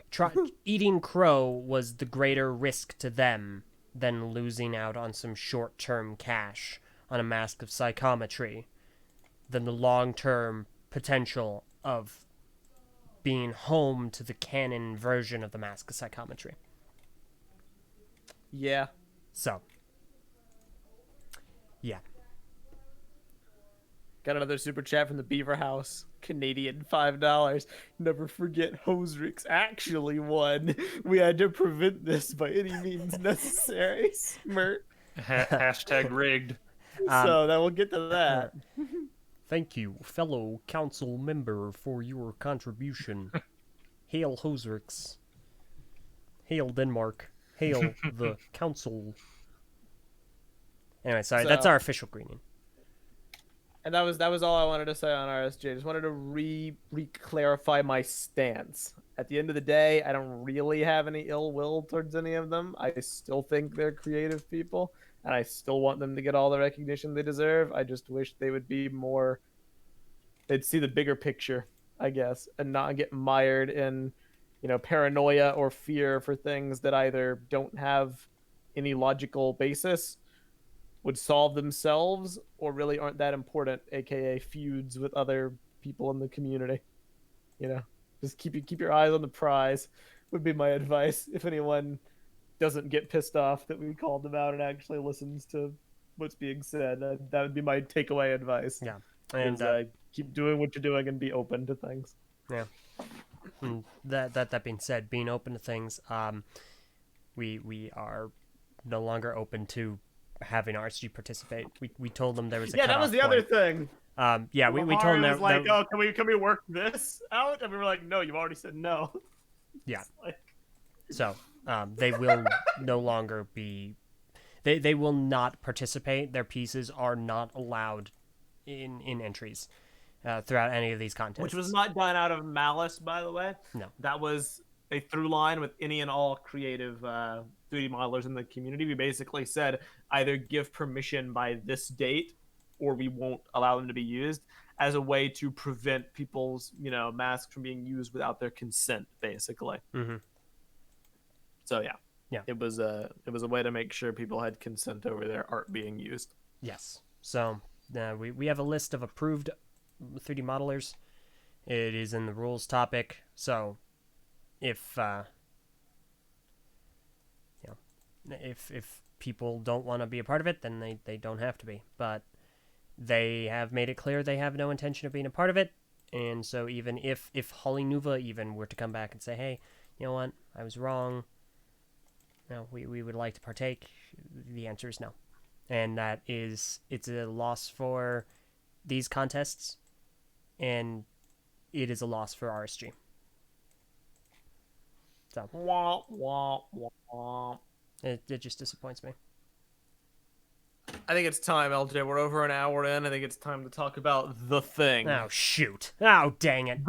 The We've gone through an hour of prologue. an hour basically of stuff that doesn't really matter as much as the thing that truly kind of turned this contest on its head and has been the #1 source of ire for a lot of people, and certainly one of the biggest problems, that being obviously it was all those Helryx mocks that used, like, I don't know, there was the one that used a trans blue mask of water. It was Helryx. You know, that one was really problematic because it didn't. It was Helryx. Yeah. Real quick. 26,000 down the drain. $5. Wait, that was a contest? You never specified that the canonization contest was a contest. I thought it was just a thing. This is a bunch of stuff. Thank you. Thank you for the $5. And that's seriously what people have been saying. Okay. Oh, yeah. Let's talk about Helryx. What is Helryx? Helryx, which I'm sure many of you have seen in the community, was a mock made by TTV message boards member and community member, you know, in general, obviously, Giratina. And it was actually posted on the boards under the title Helryx the Disturbingly Frail. And it's, you know, essentially riffing on the description of Helryx in Bionicle lore being disturbingly frail. So Giratina, she made this mock basically out of tubes, out of the hoses, meant to be super spindly, you know, flimsy. You know, it can't even stand up on its own. It has to have, you know, the feet be connected to the friggin' Technic lift arm. And this mock is unequivocally, you know, let's just be not beat around the bush at all. This mock, it was a joke. This mock was a joke entry. Yeah. No matter how much it gets memed up, or the creator will say, no, this was a serious work of art. Yeah, don't believe the creator. Poured my heart and soul into. Yeah, she said it's a joke. It's a friggin' joke. It's irony. There are screenshots. There's people in the Discord servers. You know, witnesses. It was a joke. And at the end of the day, I just like to say that there's nothing wrong with that. Just because it's a joke, I would like to say I've withheld from talking about Helryx throughout the entirety of this contest. I think Helryx is freaking hilarious. I agree. I think Helryx is very funny and very creative, and honestly just kind of, on the whole, without the part 2 of all this, Helryx would have been very heartwarming. Because a bunch of people made friggin' fan art of it. It turned into a community meme overnight. Yeah. All sorts of people like making mocks and revamps and, you know, emotes on Discord servers and all the different fan art of Helryx. And like, it was really a positive thing. Yeah, exactly. Or it would have been if it hadn't been weaponized. Yep. So, again, the preface for this. So this is Helryx as she's described in Swamp of Secrets, released in 2008. This is the first description for Helryx. She was not Makuta, but she was indescribably ancient and disturbingly frail in appearance. Her mask and armor were pitted and scarred from 1,000 battles. She looked like a Toa, but her armor and mask design didn't resemble anything Takanuva had ever seen before. So, this was obviously made to mock, you know, very thin, spindly entries other people had been making. So this took second place overall in the contest. Oh my god. It actually took second place. No, wait, I'm sorry. It took first place and the council rigged it. That's right. Yeah, we had to modify it. Yeah. We had to stop it from winning we by modifying the vote. Personally asked Invi here to, make sure that only our people, their votes counted. Thank you, Invi, for your assistance. Yeah, just take out as many as you'd like from both of them. Just make sure, you know, the Helryx, Bendy, whatever, has less votes than the other one. Yeah. Okay, thank you. That was all I was given, specific direction. Yeah, I did it. Yeah, no, it was great. Thank you. So the common theme in this episode is I want people to know that, you know, I feel like I shouldn't need to teach this lesson to people or reiterate You it, do. but I do. People aren't hive minds. I understand that. We've said that numerous times. When I say, you know, Helryx supporters are blank, that's a generalization. I'm not about that. I've seen plenty of people who had no malicious intent, just thought it was funny. I've seen some people make actual arguments for why Helryx is a good thing. I've seen people make like non-ironic arguments for why it's, you know, it's cool to have characters that are not necessarily hyper intricate amazing builds but can represent something simpler. Bionicle is a toy line at the end of the day. You know, sometimes not everything has to take itself super seriously. Maybe it'd be super funny if this stoic serious Toa looked like a friggin' noodle. You know, there's lots of legitimate reasons why someone could vote for Helryx, or sorry, Helryx. However, there were a lot of people who decided to weaponize it and use it as a way to sabotage the infrastructure of the Helryx contests through vote brigading, which is not in and of itself a bad thing. Plenty of people ask their friends to vote for mocks, but they took it a little bit of a step further by bringing in 4chan, by literally spamming Helryx in every single Bionicle 4chan thread, spamming Helryx in every single Bionicle Discord server, spamming Helryx on every single Bionicle website, spamming Helryx on YouTube. They literally went to 4chan's B subboard, which, don't look it up if you don't know what it is. It's the dregs of the internet. But that's my point. They took Helryx to something that I literally won't even talk about on the podcast because it's not like family friendly. That's where they took Helryx to plug it, literally spamming the thread to push it to the top of the image board subcategory. I witnessed this happen. And that was done. Oh, yeah, I forgot, like mask posting all sorts of different places for the purpose of discrediting the contests, for the purpose of essentially boycotting. Like, I don't think TTV should have done these contests. I don't think they're good ideas. So what if we just completely destroy the credibility by having a meme entry win? What could we do to make the meme entry win? And so people decided to use Helryx. And I want to clarify, I've seen nothing to suggest that that was the goal of Giratina, who made the mock. I have seen no evidence to suggest that that was the goal of Helryx. So to keep that in mind, I'm not attacking anyone who's in the realm of the creator. I am, however, attacking the brain-dead mongoloids of 4chan. Well, okay. Here's the thing. And I actually have a bit of a disagreement here. Okay. I don't think 4chan, the amalgamation 4chan, was a deciding factor in all of this. Perhaps not. It's difficult to quantify. Here's the thing. If there's one thing I know 4chan doesn't like being used as a personal army. And I personally have not seen enough to suggest that 4chan unilaterally came in and was like, whoa, nope.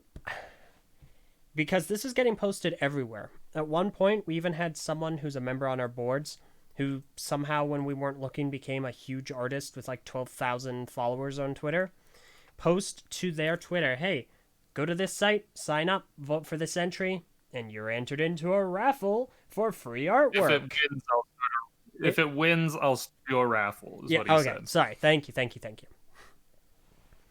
So, there are so many different places where people came from. I can't just say, yeah, 4chan did it. I can't. That's fair. I don't think that's fair to, well, I don't think it's fair to them. And I don't think it's accurate. A lot of different people from a lot of different places, because it's easy to say it was 4chan. Yeah, exactly. It's easy to say, yeah, it's 4chan. Yeah, no, it was just them. But that's scapegoating. That's not the whole of it. Like this. To be fair, my this all over my the point place. was more about the abstract weaponization. Yes. By using things on 4chan and using things like B to skyrocket it, not necessarily that site itself. But you are right. That's an important clarification to be made because it goes against my prior thing about like hive minding. Yeah. So that's that.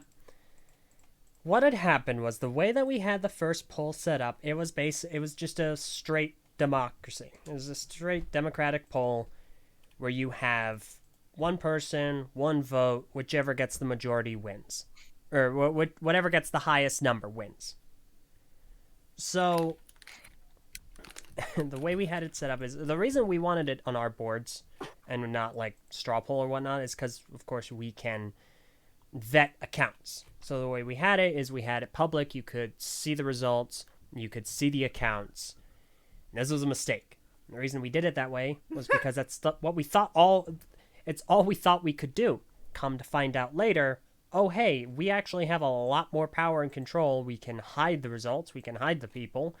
And that has an effect on things, because when people see something as winning, that influences them further. It inspires them. It's like, all right, yeah, and I'll keep going, or hey, let's bump these numbers up. You know, it's a framework that they can work off of. So we just didn't realize that we had a lot better control over the code and the way that polls were set up than we did. So that was mistake number one. No, that was mistake number two. I'll get to number one in a second. Mistake number three was we really never stepped in after the polls started. We just kind of let it keep going along, and it kept on moving up and up and up. And it just kind of snowballed. And people were trying to push it through, some of which because they legitimately thought it was a good thing, and most of which, because they just wanted to protest the canon contests and devalue them and say, ha, see, we told you all, these are stupid because of this, and it's stupid. Get it? Mistake number one was I actually... It's my fault, kind of.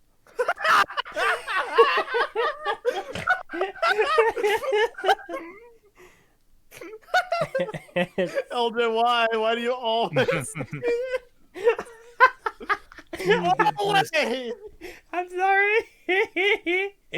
So, what had happened was, on our message boards, we have a rule against vote or joke topics. And, you know, unless, like, it's a really funny joke and we're like, that's good enough, we're going to leave it. We have a rule against it. So it was posted to the boards, and one of our moderators, per that rule, deleted the topic. Well, our mod was entirely right to do that. They were absolutely in the right. They 100% made the right call. I have no qualms about that.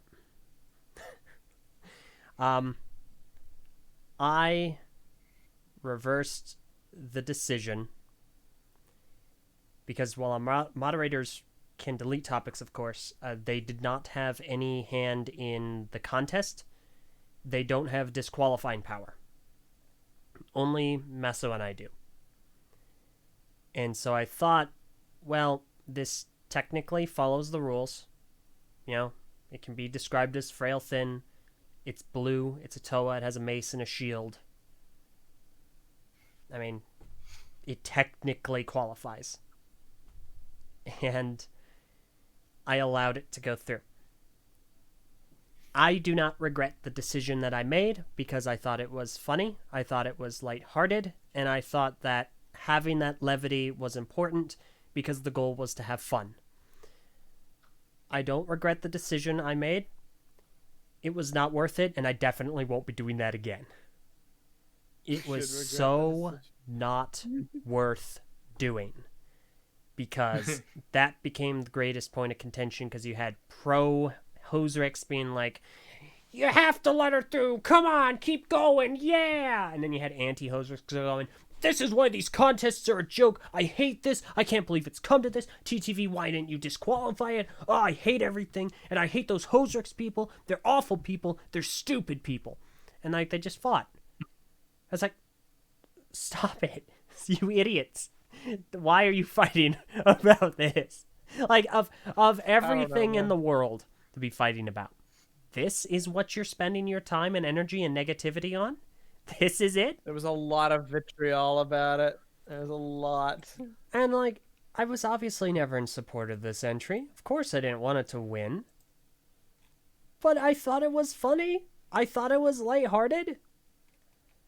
I honestly didn't see the harm in it. I thought that it would have been some well-needed levity. And clearly I was wrong. I'll put it to you this way. For anyone who's wondered that the whole process, why we didn't just disqualify Helryx, just think about it from our perspective. We're trying to get these contests off the ground. We're trying to be fair. We're trying to be impartial. We're trying to come up with a rule set that like people can actually, get behind from any community. Our first inclination probably wasn't gonna be to disqualify entries, because we subjectively didn't like them. That wasn't really something that was on our radar to do. Number one, because, I just don't like to do it or even think about doing it. And number two, because we thought it would be a bad look. We thought it would be a bad look to be like, oh, TTV is just arbitrarily dictating, what does and does not get to be in the contest. They're just being power-hungry a-holes. And we were like, well, probably avoid that. Just let Helryx stay. It's harmless. And like I write down in the chat, there's like a discrepancy of people. It says, we have Cold Gold Lazarus says I was pretty heated against Helryx, but I didn't hate the contests. We have Lightning BW. I like how even after you allowed Helryx, people still were like, you hate Helryx and wanted it gone and it's rigged. Eljay. And then Jeremy Schmidt says, I have to be honest, it was pretty stupid of you to think it wouldn't get memed to victory. Even if you disregard the brigading, it should have been obvious it was going to win on meme power. And that is a common refrain I have heard many people say, is essentially we should have expected it. I don't agree with this.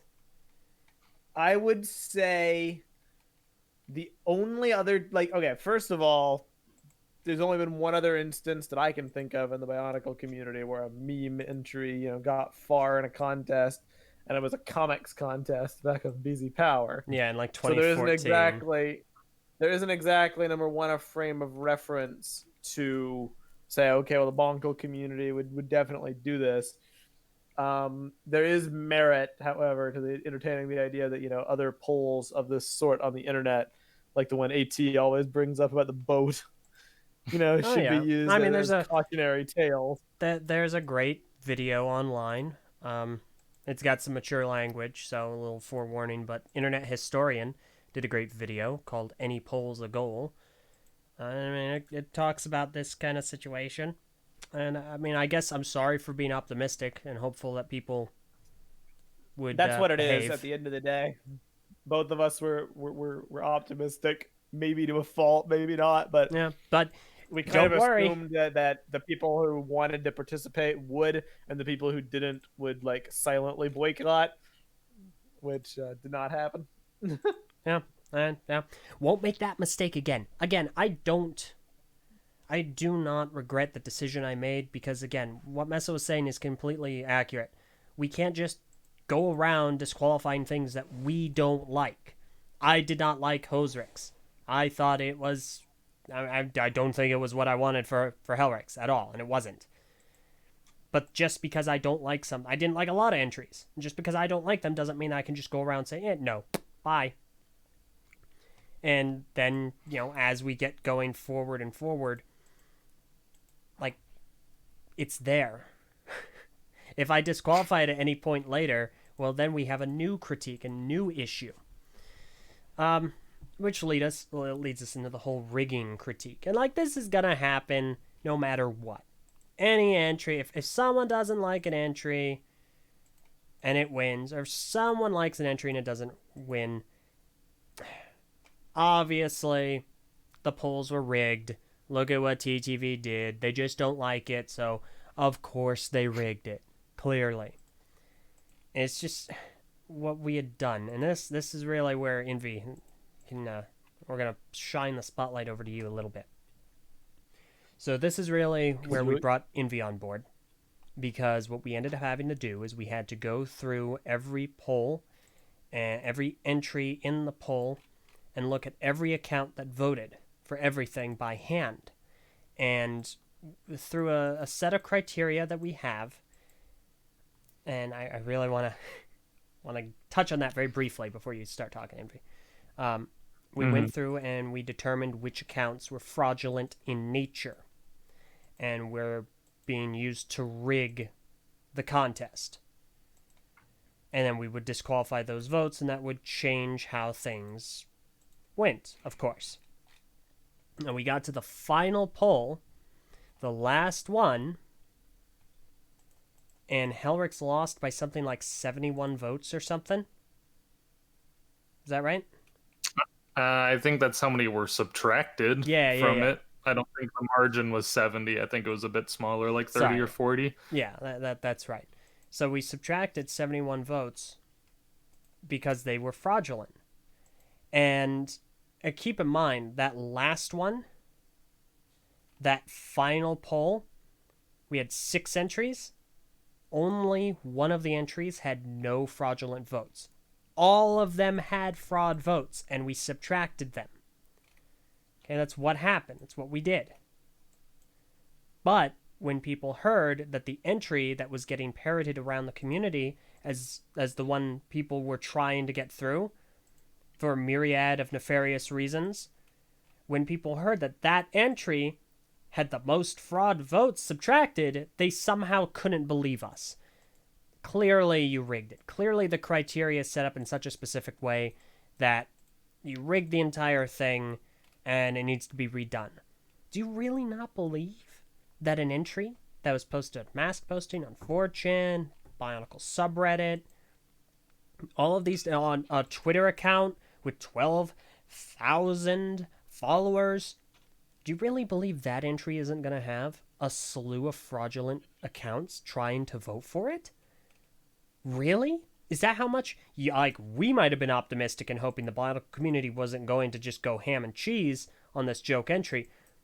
But that takes the cake. That's some insane optimism and trust in people. Yep. So, Mange, we brought you in, essentially. We roped you in. What are your battle scars? How would you say your experience? See, it wasn't even like necessarily a rope in as much as I knew how much you guys were going to go through to like check that stuff on the second round. So I decided to volunteer out of the goodness of my heart and to show that I do care about channel stuff, or I guess contest stuff for you guys. There was a thought I was going to have before that, and I think it's just funny that we thought when we allowed Bendy to stay in that we thought we're going to let people choose the ones that they think are the best. And they're probably going to, at the end, think that Bendy isn't the best one and they'd rather not let it win. But boy, were we wrong. But, yeah. So the vetting process was interesting. I think the first conspiracy to address is that Double rigged his way to the end. Oh, yes. I forgot about this. Real quick, I do apologize, Envy. I just want to stress, we are not going to reveal the full criteria we use to determine duplicate and fraudulent accounts. That's not because we're trying to hide anything nefarious. It's because when you make clear what people were doing to break the rules, people will find new ways to break the rules. That's just how it's always been. As soon as you let people know, oh, this is how we detect duplicate accounts. Oh, got it. I'm going to do this and get around it. That's truly, honestly, the reason. Like, we're trying not to be specific so that we can continue detecting fraudulent accounts to keep these contests as above board and honest as possible. Like, there's a conspiracy that we're trying to hide how we determined these things. And at the end of the day, that's just what people are going to think. We're not going to release the full criteria. It's not happening because then we're going to have a really difficult time honestly vetting people. So I'm sorry if that disappoints you. That is our final decision. Go I ahead. think the funniest claim was like Manager saying that like we double rigged his way through. Yeah, so the claim is that so double was technically in round 2 only 2 people could move on, and I think he got 3rd place originally in that topic. And then he moves on to the final round and he gets 2nd place and still ends up winning. What happened in the topic before, so I got assigned the topic with the least amount of votes, which was just over 700. Quite a bit to still snoop through and like check every account, click on that. The top 3 were all around 210 votes each, if I remember right. It was like 215, 213, 210, something like that. You can look at it. It's poll 9. And that the weird thing about that is that I actually did vote for doubles in that one, and I voted for another one. But there were other mocks that I really liked in it, like the one that ended up losing out by Cheesy Q, Mitch. I like that guy a lot. I like his mocks. I've even told him that in person. But I just didn't think that matched, personally speaking.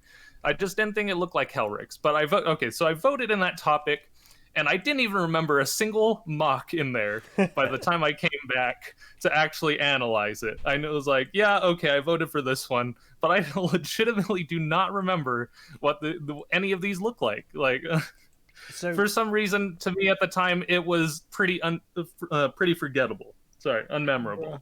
So when let me get this I straight. voted. You're saying this is a coded Bioluminati message, guys, so I'm going to translate it for you.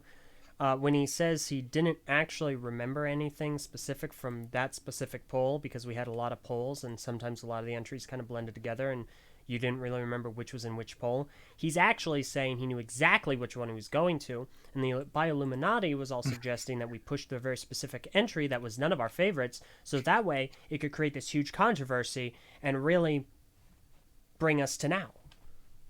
This has been your lesson in Bioluminati translations. Blink, blink. Message accepted. So I look at all 3 of these. I looked through all of them, and the criteria, whatever. I'm looking at stuff like fake emails and bad IPs, that sort of thing. Not fake emails, but people. You can tell when people have shown up and registered in a way where it looks disingenuous. They're not part of the community, and they're only here with like fake information or like secure information so that they don't give away anything about who they are. I don't think they aren't real people per se, but I do think they aren't part of the community and they aren't trying, but they are there to influence the votes in some way. And I'm sure people can contest that. Maybe I did knock off a few votes who are probably real, but we're never going to know that. But I do feel good about what happened.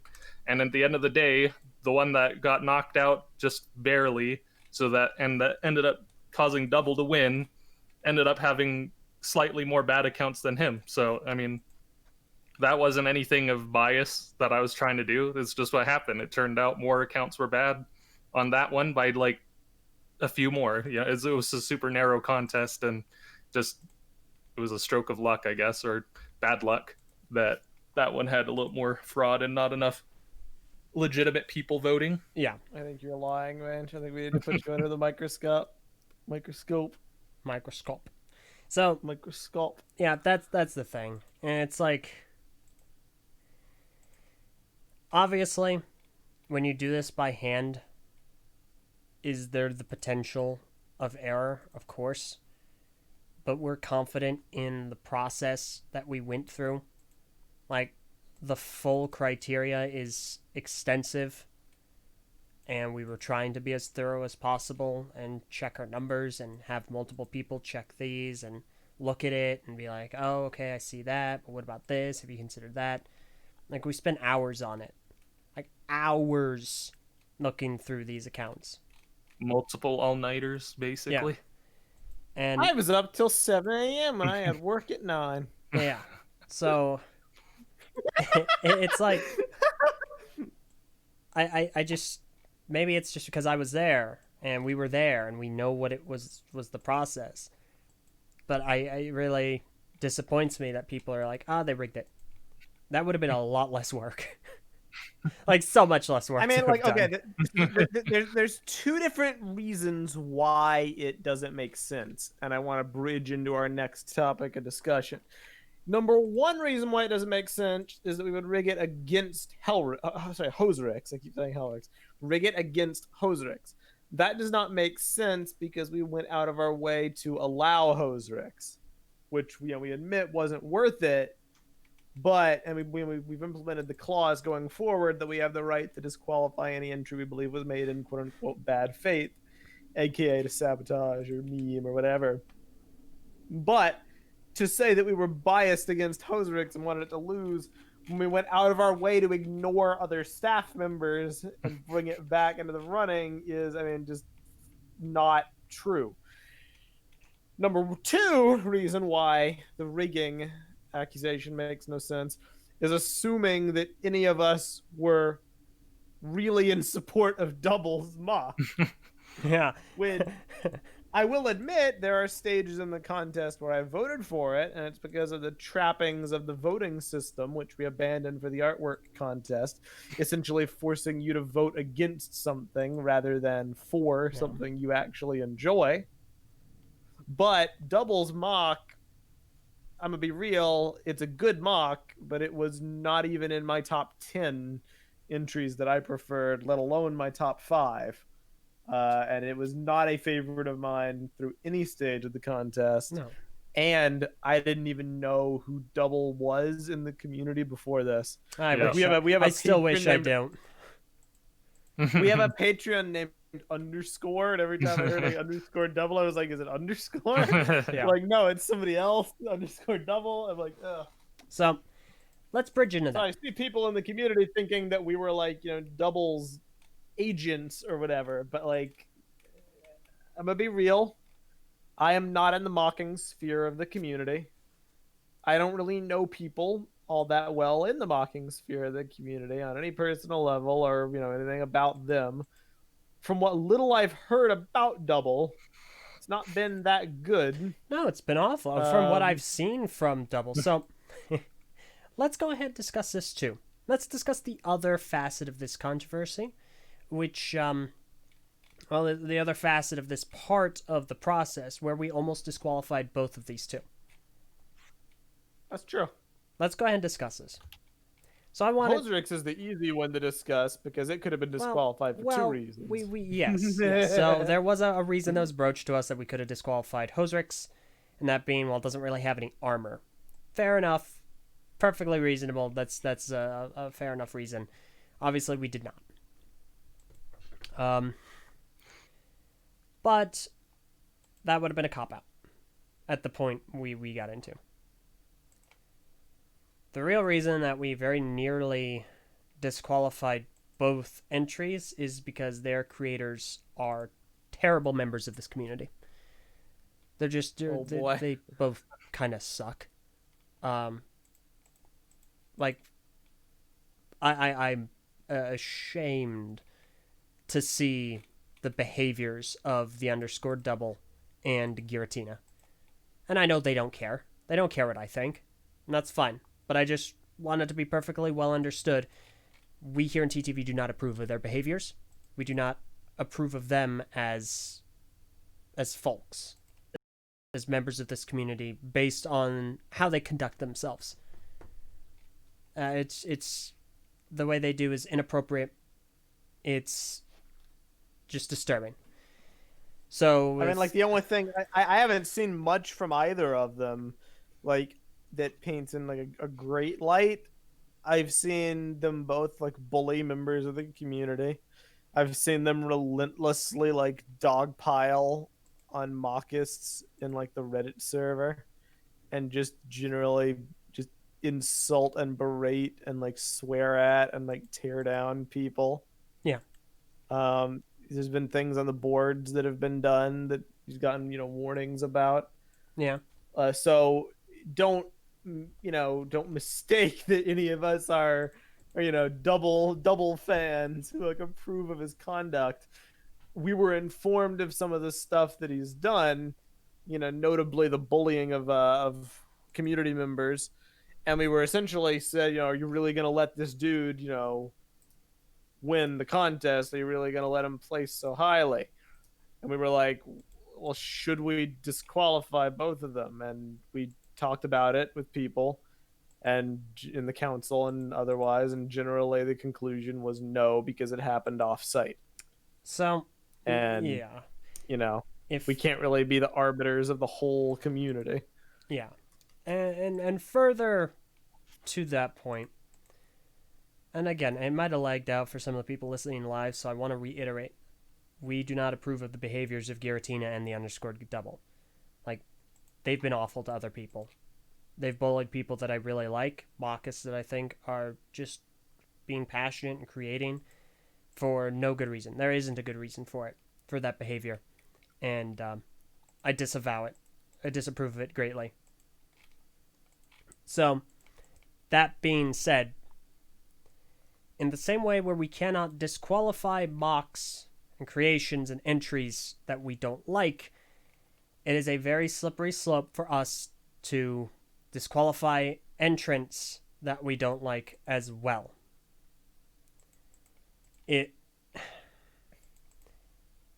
None of the conduct happened on our website. They are not subject to our rules. Hang on. Everyone is apparently having lag, and I can't really help that. It's saying everything's fine on my end. So, refresh the page. So, none of it was subject to any of our rules.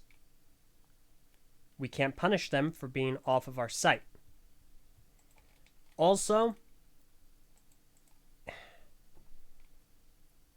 it's one of those matters of separating art from the artist. Like, awful people will create great things sometimes. Like, obviously not all the time, but it happens. And no one in TTV were particularly thrilled with the mock. Like, it wasn't one of our... At no point was it one of our favorites. At no point did we ever really go like, yeah, this one, heck yeah. It is what it was. But we can't just say, oh, I don't like you. You don't get a mock now. You don't get an entry now. Like, that's such a slippery slope to go on. Like, if they break our rules, like, that's something different. I don't have any interest in letting my personal views influence a community-wide contest. It's why I take it so personally when people insinuate that these contests are like an ego thing.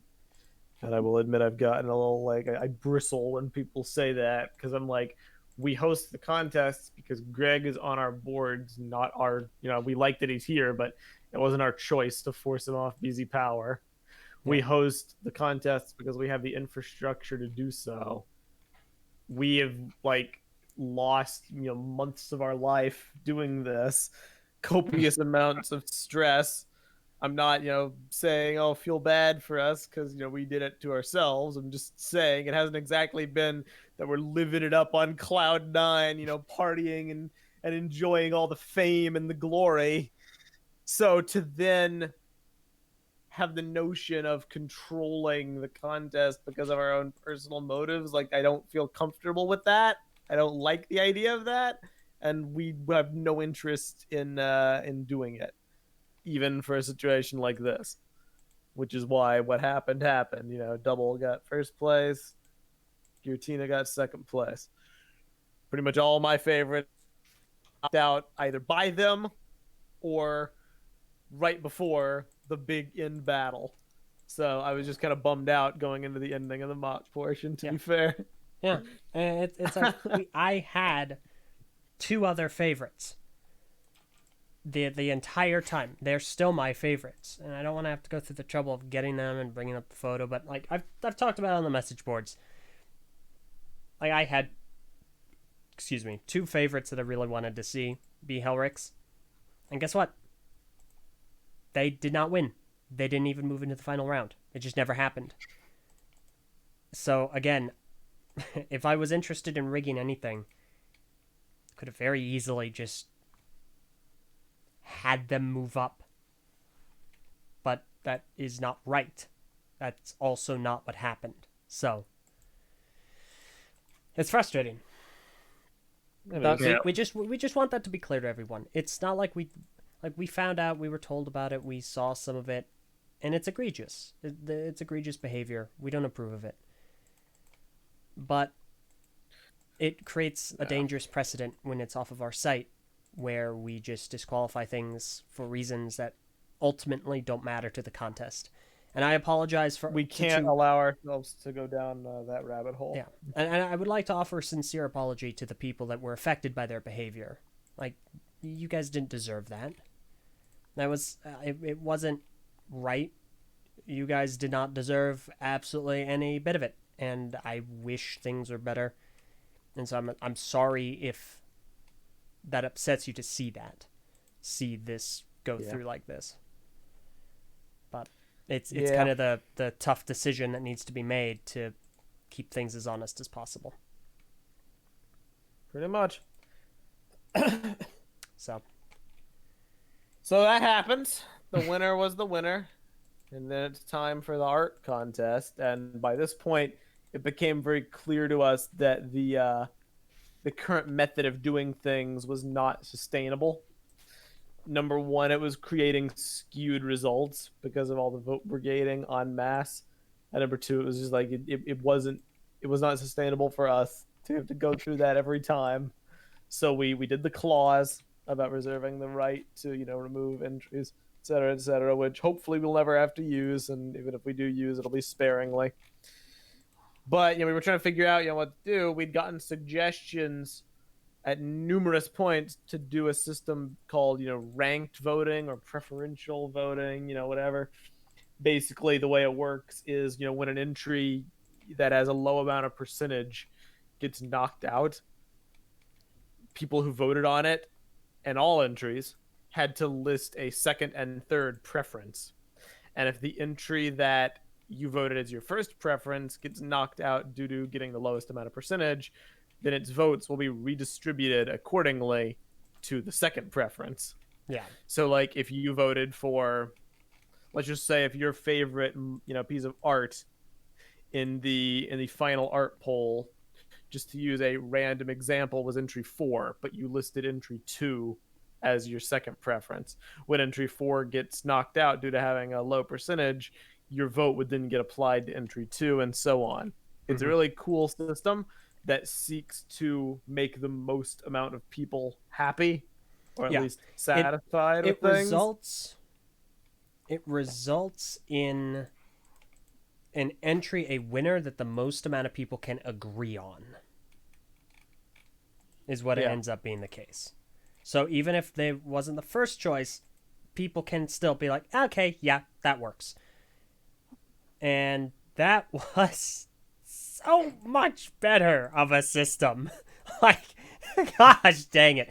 So when we drafted the first attempt at it, and it was really clunky and cumbersome, and like you had to vote for every single entry and try and only keep it to 3, and people could see which ones were getting more votes. It wasn't really good. And so then somebody recommended, well, just make 3 polls. You can only vote in 1, but the 3 polls have like all 6. And that was way, way nicer. I'm very happy with that suggestion. I apologize. I don't remember who suggested that specific formatting, but revolutionized it. It was fantastic. And so that is all really wonderful. It's such a better system. But then it's like, okay, well, now how do we count these? And that is where MTMNC, otherwise known on the message boards as Infrared, comes in. He's a member of BSO1. Like a savior down from the heavens, descending from the clouds to Gosh. save us. I cannot thank him enough. Like, I sincerely don't think I ever would be able to. He has our eternal gratitude. He's a member of BSO1 and coded a process to do it manually, to automatically run, detect XYZ, and run the contest as this kind of preferential voting system so that we can get it all squared away. Now, obviously, we're still doing our normal vetting, but it made this so possible. Did he also code the Bionicle Day page in VSO1? He did. He did. And the main page. Oh boy, that's funny. He's fantastic. Invi, you know a little more about this. What do you want me to talk about specifically? Explain the with that? intricacies of scripting in Python. No. Well, no, I don't know anything about that. You were the one running the scripts. Yeah, I mean, I was just Meso and Eljay told me, "Hey, talk with this guy and tell him what we want." So I mean, it was just a conversation of, "Hey, can you grab the data off the site? Hey, can you sort that into a spreadsheet for us? And could you make something that like runs the whole thing of, you know, rearranging people's votes based on what they had picked?" And it took a bit of configuration, took a few tries for him to nail it the way that we wanted it, but I mean, once he gave me the final product, there were a couple hiccups with like specifically getting the information off the site, but he pulled it the right way eventually and gave that to me, and it worked out fine, and we got all our answers very quickly. The biggest thing was that it just looked for who was going to get the highest amount of votes by like a threshold, and then it's like, okay, you know, you reach this amount of votes, you're guaranteed to be a winner. Okay, let's look for a second one based on, you know, what other people voted for. Did that, then it found the third one, since we said we'd have top 3 entries, move on to the next topic, yada yada. It was slightly, there was a slight degree of randomness just because some people voted for 3 different entries that all lost. So they kind of like redistributed a different way. But I ran the scripts that he wrote. Sorry. Good goodness, what was Sorry. that? Accidentally hit a tweet. You guys get sorry. Eljay, come on, man. I ran it a couple times each. Results always turned out the same, and they matched definitely the percentages and the topic. So I am fairly sure those are very accurate results, and I'm pretty happy with it. You did a really good job based on what we wanted out of it. Woohoo! Yeah, so no, it was incredible. It made this entirely possible. Eternally grateful to him for that, and it allowed us to determine the winner. And the winner contest was basically completely smooth, by the way. Yeah. So the art portion just went totally fine. Like, we had no controversy, no major arguments. It was civil. It was great. It was so streamlined, and it was exactly what we wanted. I mean, I think the biggest thing that helped with that is that I know it gets a lot of flack at the time it happened. I think that's partially deserved, but we changed the settings on the boards. Like, hey, you should be on the board for 30 minutes, read some topics while you're at it, and then come and vote before and some people were mad. It's like, well, what about these people who only showed up to vote? And it's like, you can read the boards for 30 minutes if you actually care about the contest. Yes. Like, if you're just some random schmuck off the internet, yeah, maybe not, but that's because you're not part of the community to begin with. So yeah, this was something that was super controversial at the time that it happened, but easily one of the most important changes we made. So what was happening was, before, what you needed to do is you just needed to make an account on the boards and vote. And what we have on our message boards are called trust levels.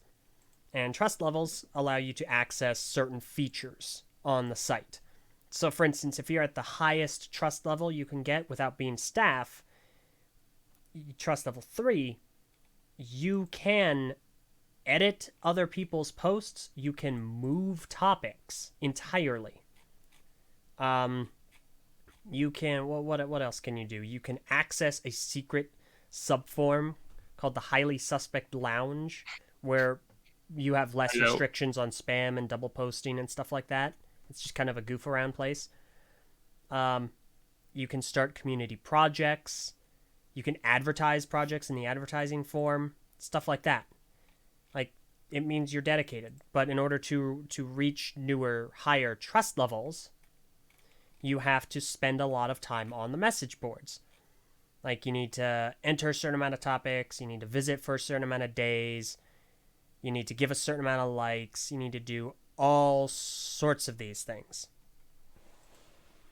So, in order to reach trust level 1, which will allow you to, do all this stuff, you really only needed to be on for like 5 minutes and look at like a topic or two, and you're good. No problem. What that made it very easy to do was make a bunch of duplicate, fraudulent accounts en masse and have them vote. That's a bit of a problem. Now, here's the thing. We do not have rules in place against vote brigading. What vote brigading is you ask a bunch of your buddies, hey, bro, come on over. Can you vote for this entry? I really like it. I want it to win. Okay, yeah, man, I'm on my way. Like,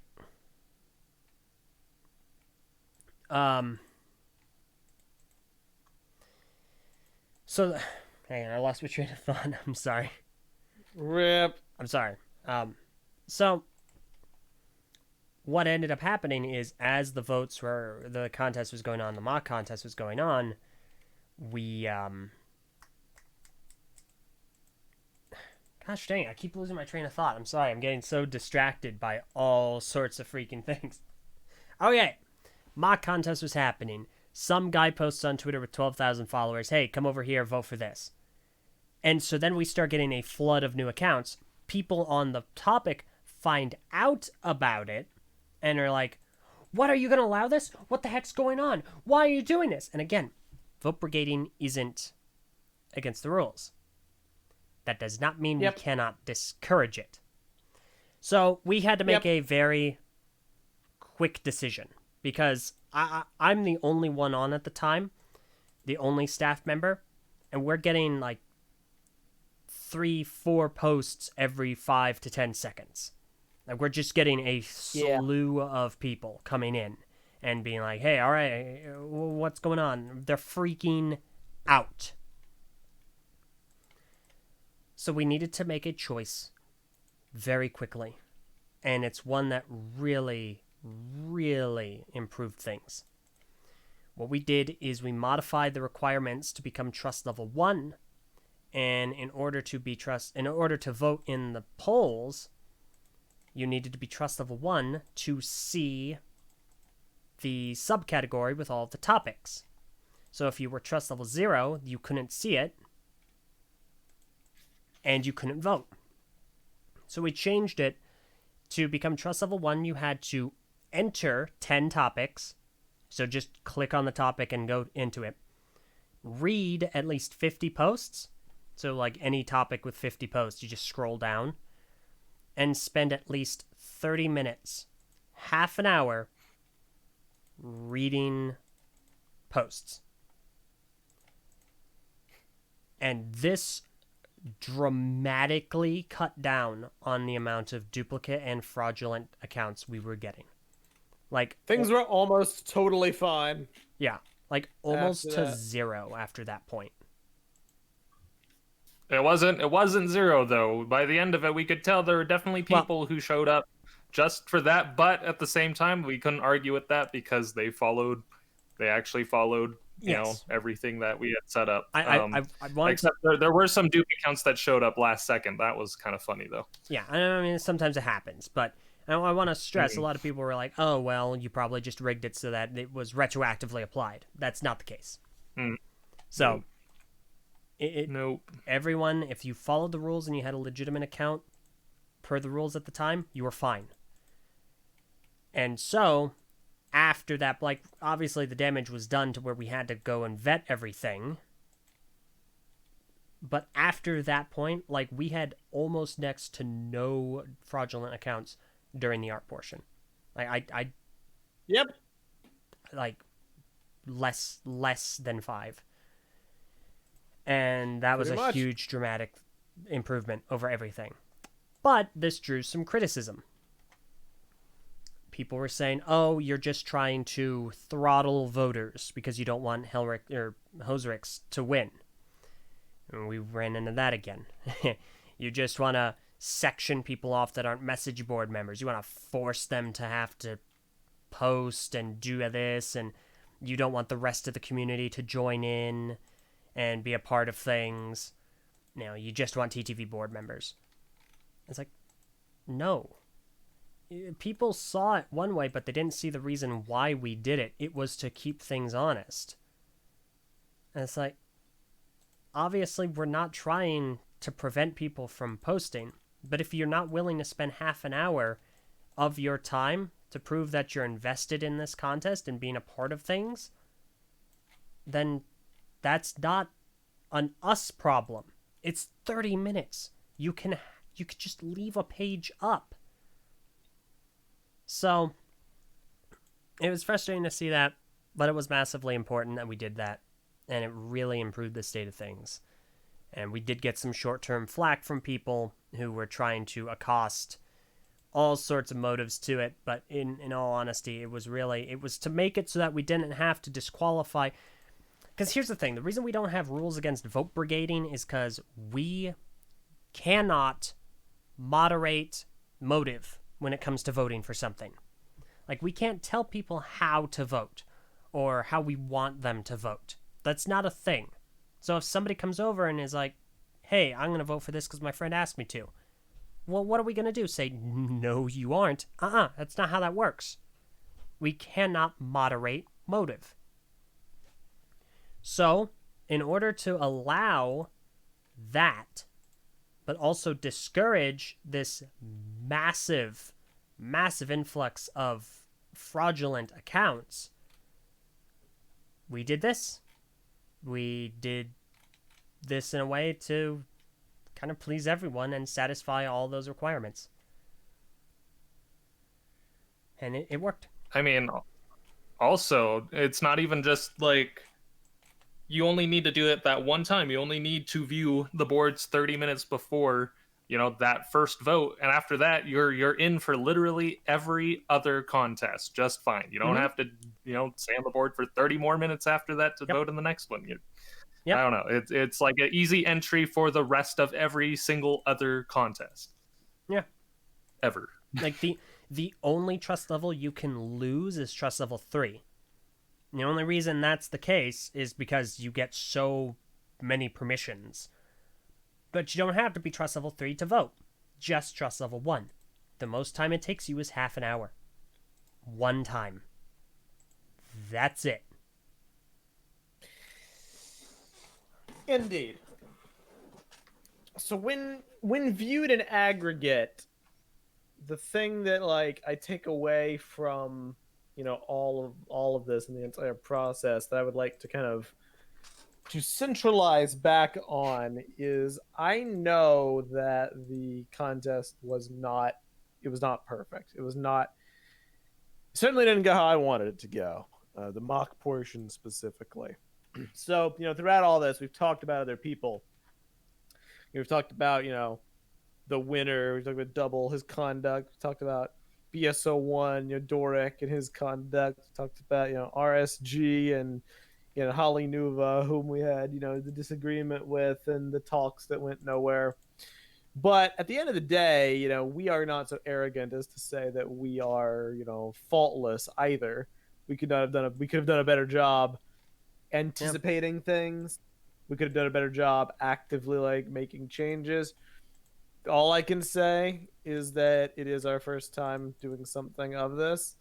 It was a learning experience, and through the lessons that we were taught as a result of how the mock contest goes, this is not we will do better next time and we will implement better restrictions and rules and blah blah blah. We already have.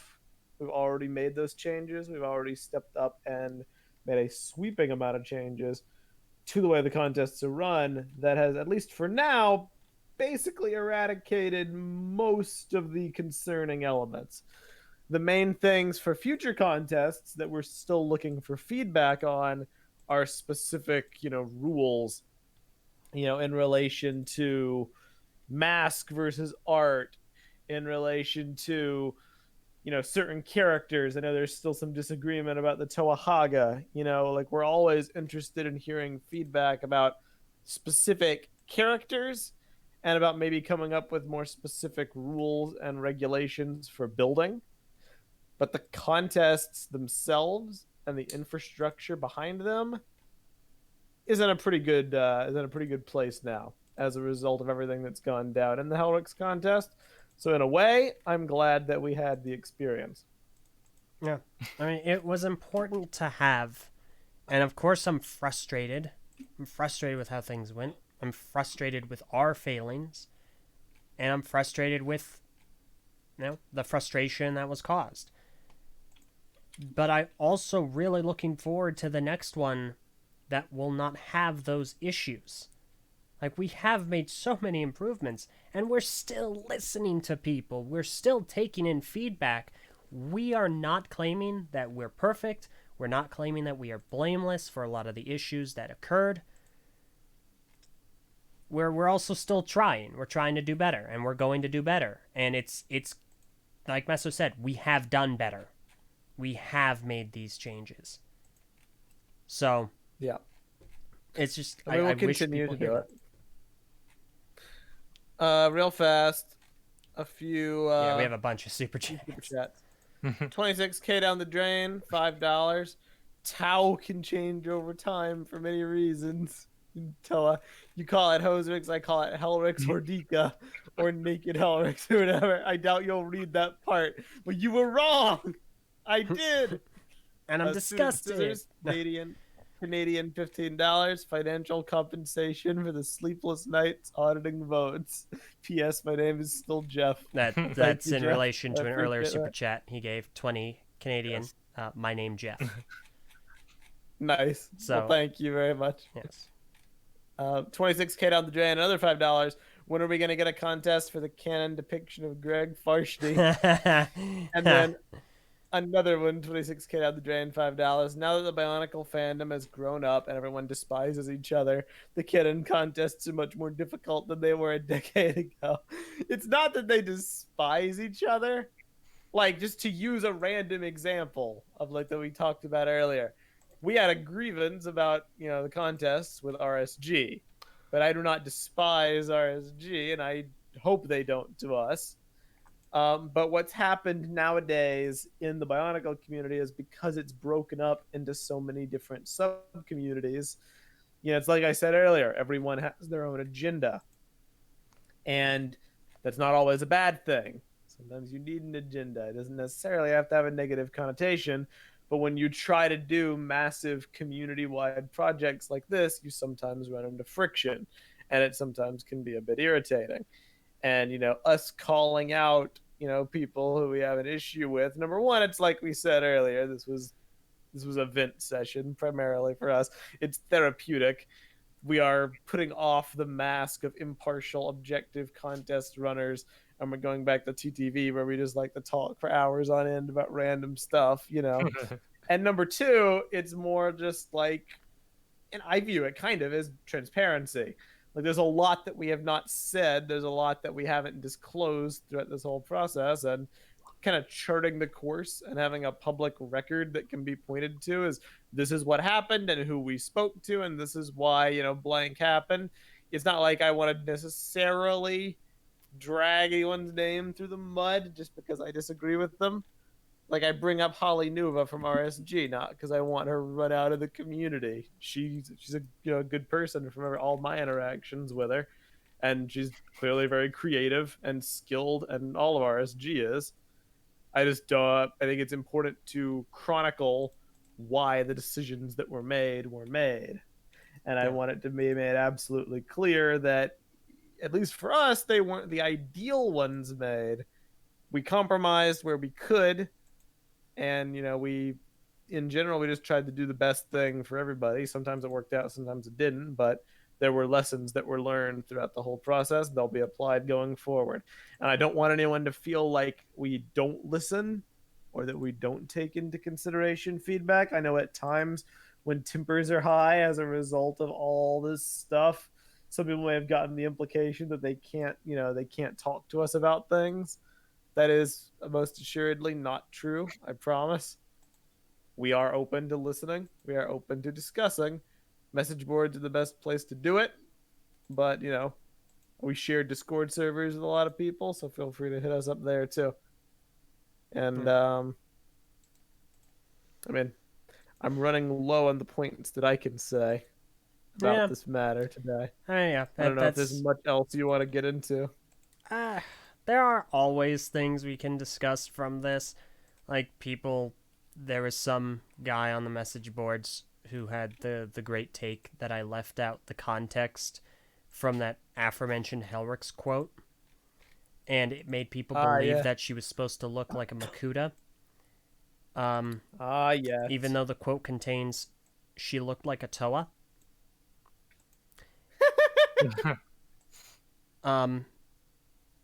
Gosh, I don't know how. I don't know. I'm really trying to refrain from saying some. Just one of the justifications for the ideology was that there were entries that placed high that had Helryx look like a Makuta. Well, number one, there weren't that many, and number two, one of them was made by Connor, and it was part of a pre-existing AU from multiple years ago. So I don't really think it had any relation to the quote being taken out of context. You know what I mean? So it's a little bit tough sometimes to discuss things like that, but we do what we can. All in all, at the end of the day, I do feel more positively now the art contest concluded and kind of gave me hope for the whole proceedings. Yeah. I'd feel much better about things. If we had done this 2 weeks ago, it probably would have been a much harsher tone. Yeah. I know some people probably already feel like it was harsh with us name dropping people, but Which this is we don't like doing. Tensions have mostly calmed. My stance on name dropping people is this. If you are a prominent figure in the community, if you're someone that creates and has a platform of your own, I think it's fair that you get addressed and called out by other creators who also have a platform. I think that's reasonable. If you don't, that's not really fair. I'm sure I've screwed up in that before, but I don't agree with. I don't think that's entirely fair. I will address people in the YouTube chat just so they know I'm talking to them. That's not the same as a call out. So, that's why we mention people like Doric. He's an ambassador for BSO1. Or Halinuva. She is one of the head runners of RSG. And at the exact same time, they're more than welcome to call me out. And I will more than likely respond. So, that's my general perspective on that. But we don't like to do that because it gets kind of nasty. Even this is kind of nasty. So, I don't know. On to some positive things, though. I do want to talk a little bit about the final winner of the contest. Mm-hmm. So, the winner of the contest was Mr. N. He entered with this, as well as his illustration for the Mask of Psychometry. And I love this piece of art. I think it's fantastic. I think he did a wonderful job. I know that a lot of people aren't exactly thrilled with the mask. He gave his thought process on it. It was kind of designed to be reminiscent of the Roborider piece that are used on the legs of Helryx. I was asked to mention something pertaining to Mr. N. Mr. N has a blog on Tumblr, and where it's called dropabrick.blogspot.com. My bad. I'll go ahead and link it. That's pretty different. and he writes articles about life on the island of Matanui, more or less. That's what I've been able to glean. I don't know if that's... sorry, no, my bad. My bad. That was, I think, completely wrong. I was told what this is. I would like to apologize. They are articles that discuss and elaborate on ideas from a document put together by TTV message board member Maku. And the document that he put together goes into a lot of the early concepts and thought processes behind Bionicle, like from the very get-go. And Maku did a lot of discussion with Alistair Swinnerton, who's one of the co-creators of Bionicle. And so these articles, written by Mr. N, do a fantastic job of diving deeper into that, and he puts a lot of work into them. Maku helps with translations, and I was asked to talk a little bit about this. I think it's fantastic. I apologize for the miscommunication earlier. That was my bad. I'm tired. But definitely check them out. Highly recommend it. So, but as far as the artwork is concerned, I think it's great. The art contest went much better, and this is finally on BSO1. This is the canon version of Helryx. It won the contest. This is your Helryx. We sent it, so that's one more thing we need to mention Meso. Very nice. What? What is that? Meso. My internet being like in and out. Yes. Awesome. So we sent this artwork. So we sent 3 things to Greg. Oh yes. When that's the right. when the contest ended, we sent 3 things to him. We sent the artwork that we sent Mr. N's entry. We sent the inspiration model, and then we sent Helryx. Helryx we said we'd send because, a lot of people wanted Greg to see it, and they wanted a reaction from him. So we did show it to him. He had no reaction to it. He did not comment on Helryx at all. Okay? Yes. So we send all of this stuff to Greg. Meso writes like walls of text explaining context and the process and all of these different things. And I would love Greg Farshty sends See the back. line. Meso, go ahead. Greg. Okay, so after my in-depth correspondence with Mr. Farshty to make sure he's involved, and a part of the process, he responds with a very well thought out and well structured response of very nice. Very nice. Very That's nice. it. That was it. Very That was nice. the whole email. It was just very nice. The people saying sure, no, there was an email before that. That didn't come till after a prompt. His first response was very nice. Yeah. I had to reply to him and be like, "Yeah, thank you for getting back to me quickly. So what I would like for you to do, just to prevent miscommunication, is if you do support this winning mock, could you give a semi-formal statement that I can then actually show people, just to prevent any accusations of impropriety?" And then he was like, "Sure." Then he said what he said in the video Yeah. screenshot, but very nice. Yeah. So The thing that he responded with. that's where that And, comes and it's not shocking. It's not shocking. This whole time we're like, oh, well, let's see what response Greg gives us within 1 to 3 words. Yeah. I mean, it's all he said to me before. It's all he ever said about the controversial issues. He's like, "Yeah, I don't want to limit creativity." This is the message we should all take away from this. It is Greg doesn't really he doesn't care in the same way that we do, that the community does. He was a writer for a Lego property where characters' appearances were decided for him, and then he was told to write stories about them. And in his stories, he occasionally, either because he had to or because he wanted to, put in characters that Lego had not made sets for. But the concept of, is canonicity a bad thing? Is it a good thing? Should we allow the custom 3D printed pieces to take over? What format should the artwork be in? What should be canon? What should not be? Should we leave Bionicle to die, or should we send it into a new dawn filled with excitement and glory? Like that's us being overdramatic and fixating too much on things that don't really matter. When all Greg sees and all anyone really should see is, does this fit the character? And if it does, then it's what they look like. And that's the end of it. Very nice. It was very And- nice. And it's very nice. And here's the thing. I do want to say something that Fakiti from the Beaver House is saying in the YouTube live chat. Speaking from experience, by text, Greg is a man of few words on anything. Doesn't matter if he cares or not. He's actually more verbose when you actually talk to him. And I can 100% attest to this. I spent 3 hours talking to Greg Farshty in total when I had him on for my show. And we interviewed him before. we definitely did. know.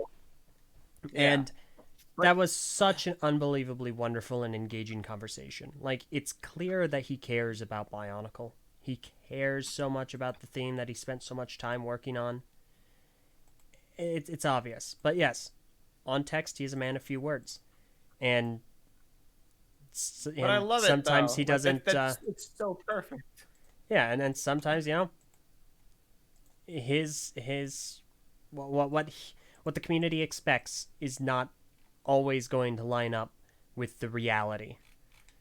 So, I mean, like, just to prevent any, fears of impropriety, I explained the situation to him, and he did, give a proper answer. But, like, it should be known that the author didn't feel the need to say anything other than this looks cool. Like, it's the community that fixates so much on the minutia when it really should not matter, except for characters whose lack of an appearance was intrinsic to their story function, i.e. Trin Chrome, Anona, etc. But like Lariska, Helryx, Tuyet, they don't have physical forms simply because they were Greg's own creation. That's all. That's the only reason. There is no deeper meaning to them not having a canon appearance. yeah. To say otherwise is, it's just not true. Yeah. Now, It's just not true. before people try and take this to be, oh, well, did he really canonize it then? Yes. Like, we That's told why I him... got the second quote. Exactly. that is the purpose of the second email. Like, we asked him, hey, we do kind of need something a little more specific, a little more, official. And keep in mind, Greg has full unilateral ability to say, no, I do not approve this as canon. He has that. It's well understood. So, yes, he has said, yes, I accept this into the canon. And that's what we need, because Greg is the chief editorial director at LEGO. And he is the, I think, only member of the story team that still actively engages with the community from Bionicle. And so that's it. That's what is needed. That is what he has said on the matter, and that's it.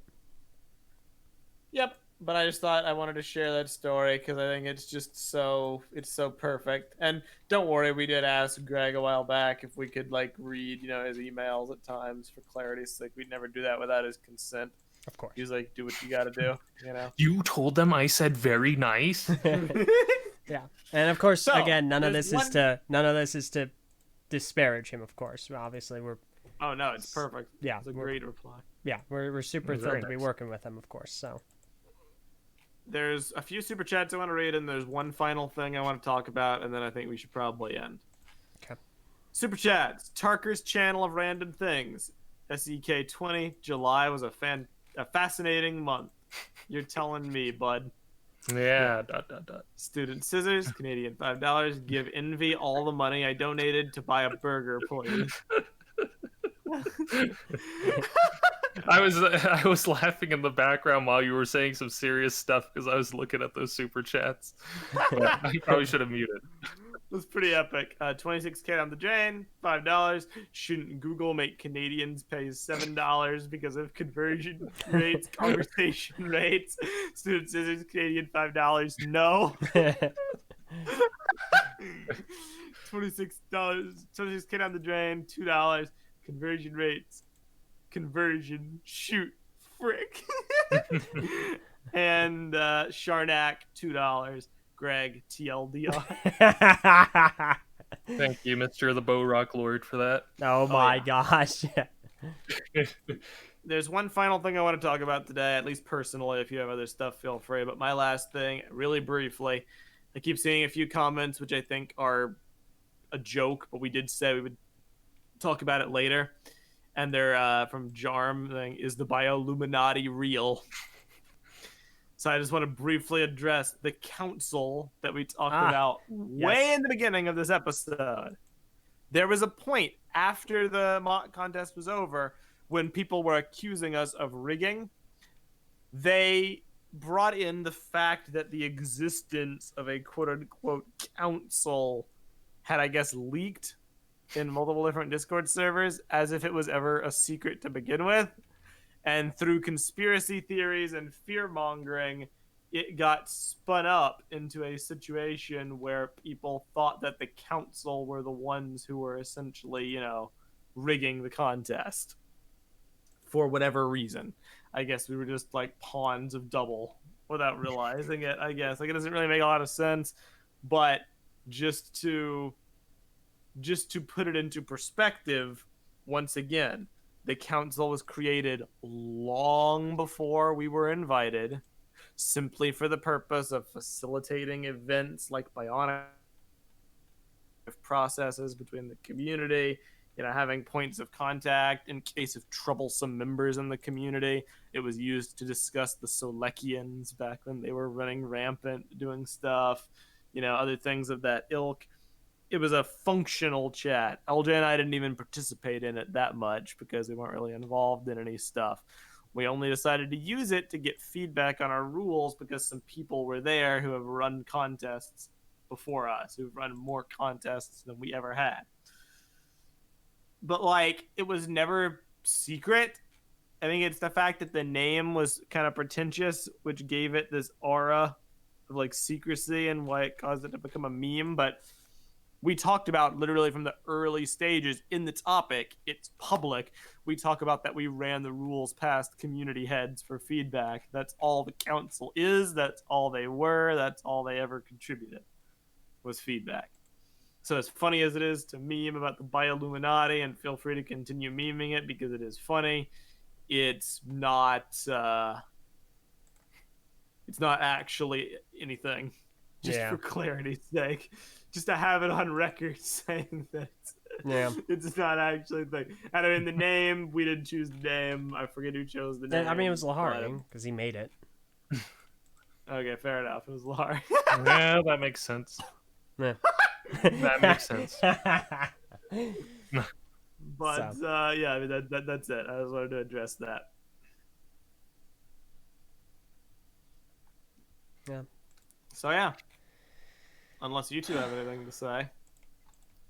Invi? Pretty much all I got. I think the worst parts of this contest brought about the best resolutions. So I think in this alternate universe where Bendy didn't cause people to get so polarized and argue with each other and float votes and calls to action to vote for it, if that just didn't exist and all the other entries did, we'd have a much different contest. But then we'd never know the flaws of what we had, or what you guys had put together. So I think it was a rough go at it the first time, but we found the good solutions that make the next ones better. So just hang in with us, because I'm pretty sure these next ones will be a lot better now that we've made a lot of resolutions to make it much more smoother and genuine. Yeah. So yeah, I agree. And the thing that's been frustrating me most recently has been the push from individuals to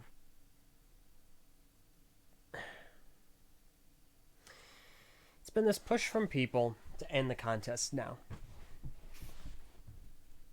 To just stop them. End them right here.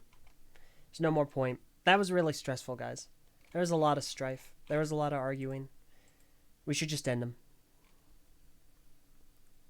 And to those people, I wonder. This is going to sound harsh, but I wonder how you get motivated to do something. Like, how do you actually go through your days to make progress on something? Like, that everything you're going to do in your life is going to encounter strife. It's going to encounter difficult situations. Like, yeah, there were a lot of arguments. That's true. There was a lot of stress. Like, my right eye kept on getting bloodshot because of the stress. I went to work as a break from the contest, is how stressful it was. Like, yeah, it was exhausting. There was a lot of ire. To say that does the greatest disservice to all of the incredible mocks that were entered, all of the fantastic artwork that was made, all the fun people had with the Helryx meme, all the creativity that sprung from that.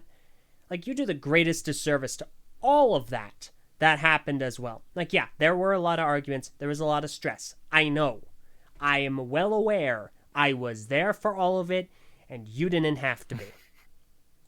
Anyone who participated in any of that and then was like, oh man, that was awful, you were there. And you had every ability to take a step back and take a break and turn the computer off, take a walk, leave, not worry about it, and just wait until the end. And you just opted not to. Meso and I had to be there for all of it because we're running the contest. I'm not saying that to seem like I'm complaining. It's just... like, we signed up for it. That's the way it was, and we just have to deal with it. But I'm excited for the next one. The results of it more than speak to it being worth it. Yeah. I Well, don't think that we're like, oh, yes. it wasn't worth it at the end. Like, could some of the trouble have been avoided? Yes. Do we now have awesome illustrations and a cool mock to show for Helryx at the end of it? Yes. So as far as I'm concerned, it was a success. It was not a failure. yeah. And that's why I'm looking forward to the next one. I'm excited to see what we get next. I think we're going to have even more wonderful mocks and wonderful art. And I think it will be better because we've got a better grasp on things. We've ironed out a lot of the kinks. We've really streamlined things. And to these people that keep on saying, no, that was too stressful, it was too divisive. The damage was done. The damage was done. Find somewhere else to be, please. You're not helping anyone or anything with your defeatist, easy road is the best road attitude. I'm not interested in entertaining your perspective on this. Because... there are some people who are not being as harsh about it. yes, of course. And I'm not saying this as a catch-all. I'm not saying that everyone who wants to end the contest feels this way. Thank you for the clarification. It's worth mentioning. Not everyone feels this way. But to the people who, because they didn't like this, the negativity and the stress of this, that want to end the contest, it's not going to happen because of those reasons. That isn't going to be what ends anything. It's just not. Because it was rough, and it was far rougher for us than it was for you. Yeah. Does not mean that we should just give up and lose out on so much focused creativity. And I'm not saying that this contest is the only contest that produced creativity. BioCup was incredible. Like, you can have contests that breed so much wonderful creativity and beautiful creations.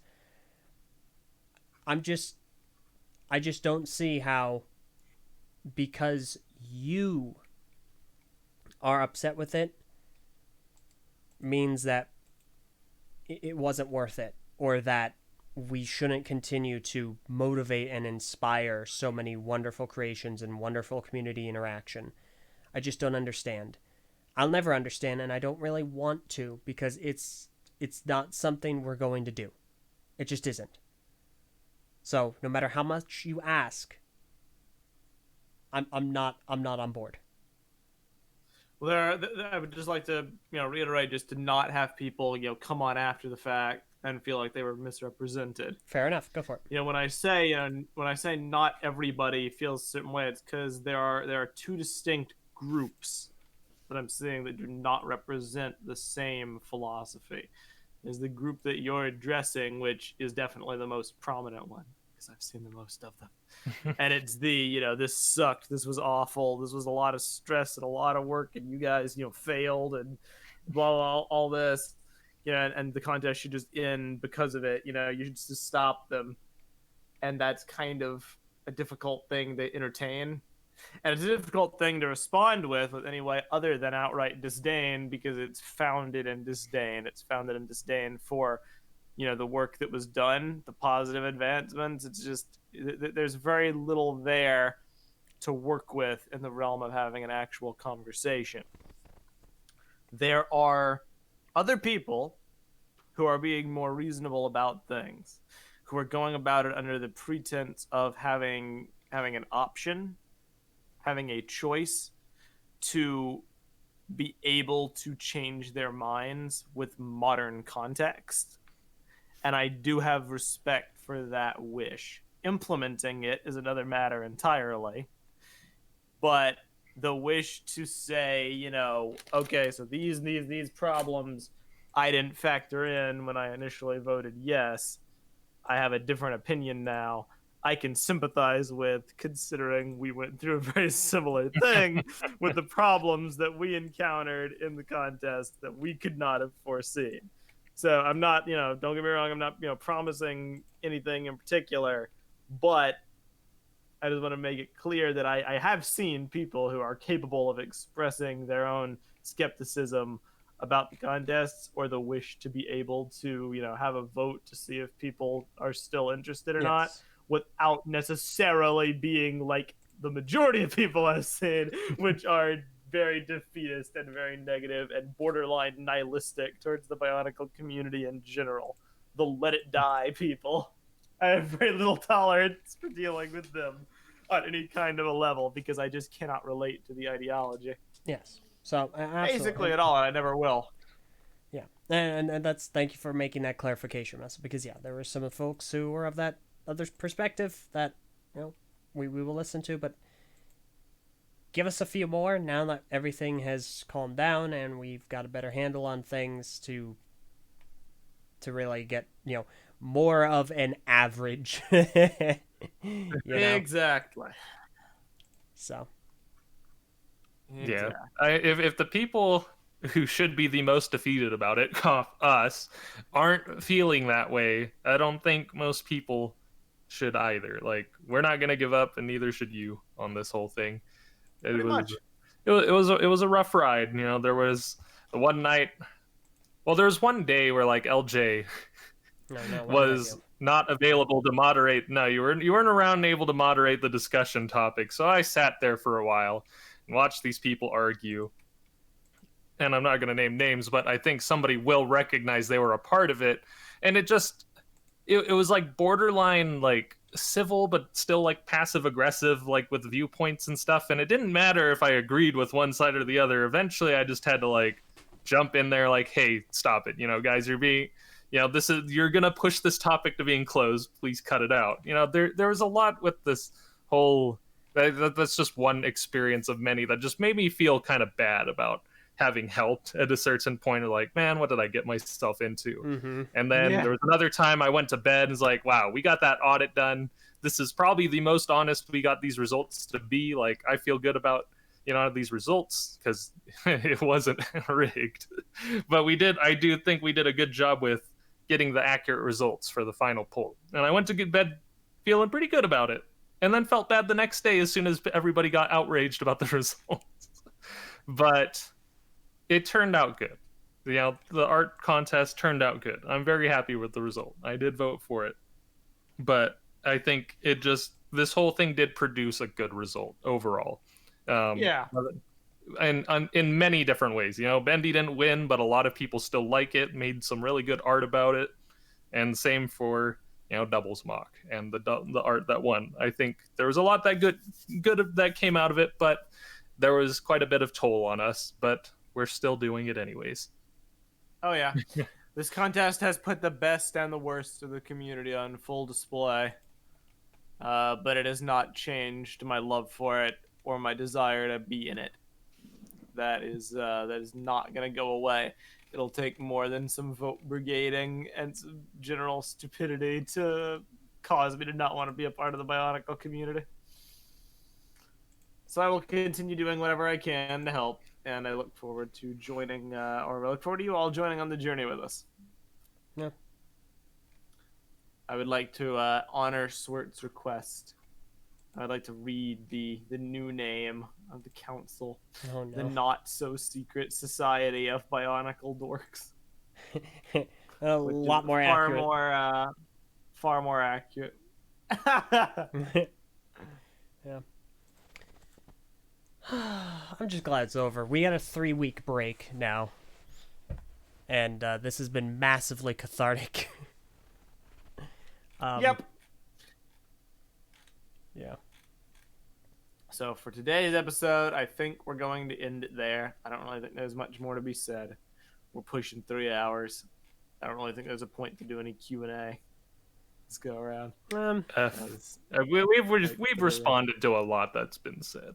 I'm sorry if we didn't have like a specific read off of questions. Like I'll do like 2. All right. Hit us with some questions now. We'll do like a few. I can't guarantee it'll be like a chronological order. It'll just be like interesting ones or ones that haven't already been addressed. Yeah.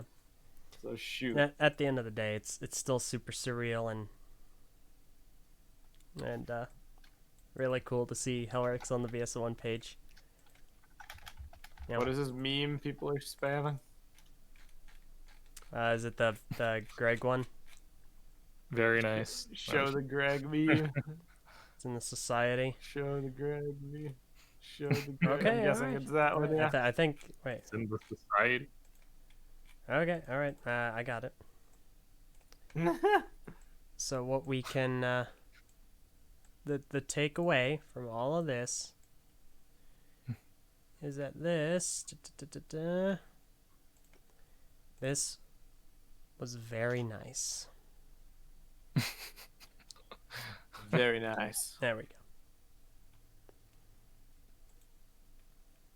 go. All right. So Cold Gold Lazarus in the YouTube chat asks 2 questions. 1, will all of TTV share their personal favorite mock entries sometime? And 2, Knack and J episode on Maku's document, please. So the first one, probably not. I know not all of TTV was involved. Obviously, I mean, the only ones that handled the contest are the 3 here. Keeney. I mean, people voted, but I feel like they would get kind of hassled to like, hey, tell us this because somebody was wondering it. Like then they have to go back and dig it out. Exactly. So If there's one thing people in TTV don't react well to, it's getting hassled to do stuff. yeah, I know. That much.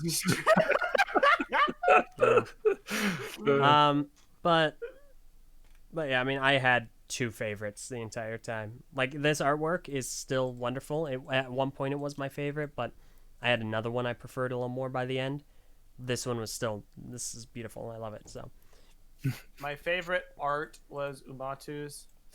My favorite mock was either the Mata build by Toa of Plastic that had the cool Cardanui background, or I'm gonna track it down. Go ahead and answer the question. Oh, my favorite was obviously Bendrix. okay. I loved Bendrix, man. What was the one that had like the yellow background? Hold up. There we go. By Not the Herald. Not the Herald was my favorite. He's even updated his topic title to make fun of his mock, calling it Yellow Rix. by not there. It was pretty epic. So there you go. There's my answer at the very least. Yeah, that one was definitely good. There was one with a Mata torso that I really liked. That was in the same topic. It was the one I voted for in the same topic as doubles in the semifinal round. Did it I have don't a remember the. Cardanui background? Hold on, I will find it because I Yeah, already I have got the one I I have was the using. topic number. It is the one by Toa Plastic. You right, fam. I think the other one. No, I did throw my support behind Meso and I's good buddy Awesomeness Born for a couple rounds before that one got knocked out. I did like Anthony Wilson, the Secret Walruses one a lot. The one famously called the Skyrim mock. But at the last round, yeah, I was part of the. I did kind of put my support in the coalition for double. The coalition, my goodness. It's like the battle between the brigaders, the protesters, the people who genuinely like Bendy, versus the people that like doubles and then also would have preferred that one to win instead. the great battle in the final vote, but yeah, I did like Anthony's a lot too.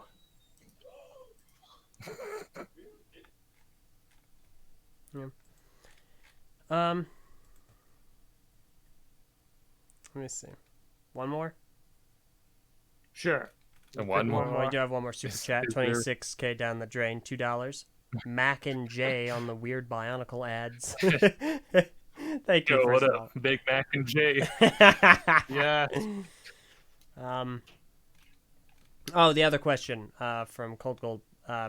Yes, no, I see no reason why we wouldn't do a Neck and J on Maku's document. That's a great idea, and I think we also might want to look into Mr. N's articles. I think those would be fantastic.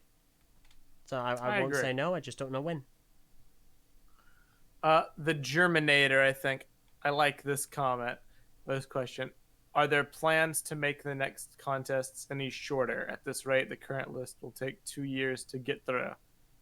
Okay. No. There aren't any plans to. I'm not really... I'll put it to you this way. We're already getting criticism for quote-unquote rushing through things as it is. I've already seen criticism that we shouldn't immediately be jumping into a poll for the next character. There should be more of a break, et cetera, et cetera.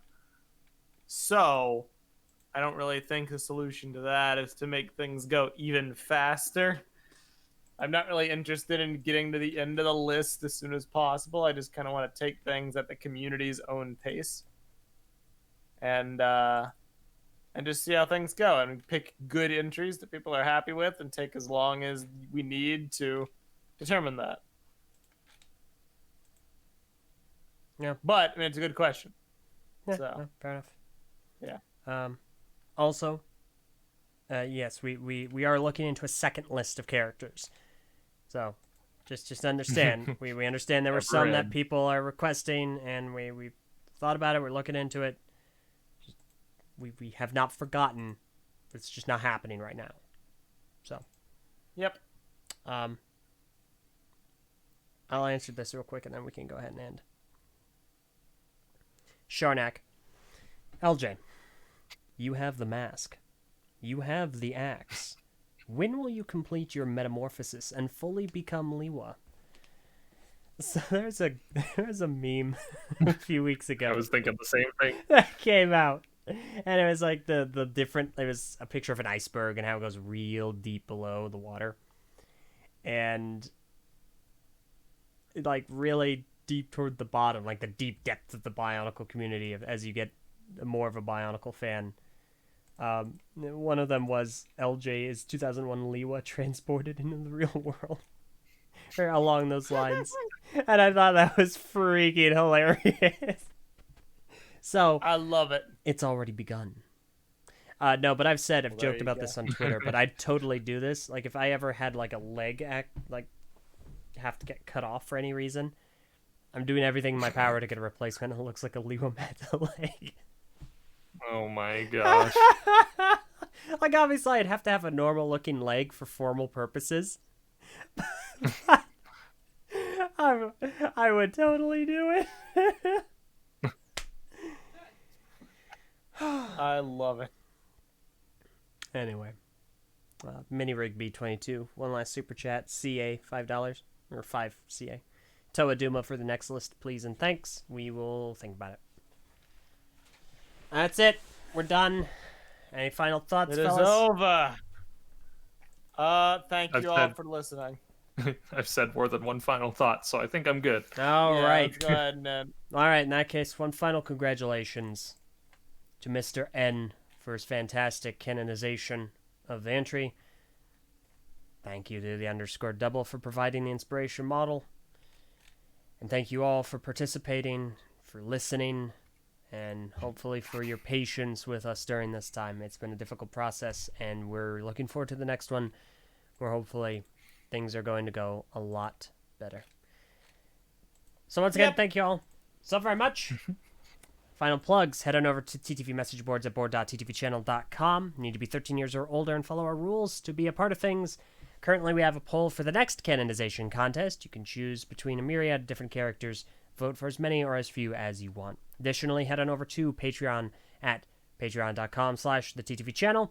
You can give as low as $1 a month and join our Discord server, as well as our Minecraft server for the islands of Mount Nui and Voinui with more to come. Additionally, Twitter at the TTV Channel, at Messanak, at the Eljay Johnson, JOHNSEN, and Invi, what is yours? TTV underscore Invictus. There we go. One day I'll remember it. And that about covers it. So, Thank you for joining us, man. Thank you for helping. Who's Mange? Oh, our other guest. Hey, thanks for joining me. Yeah, no problem. All right. Play the music. Thank you once again, everyone. We'll see you all next time. I'm Meso. I'm Eljay. I'm streaming to you from a golden beach. This is Mac and Jay.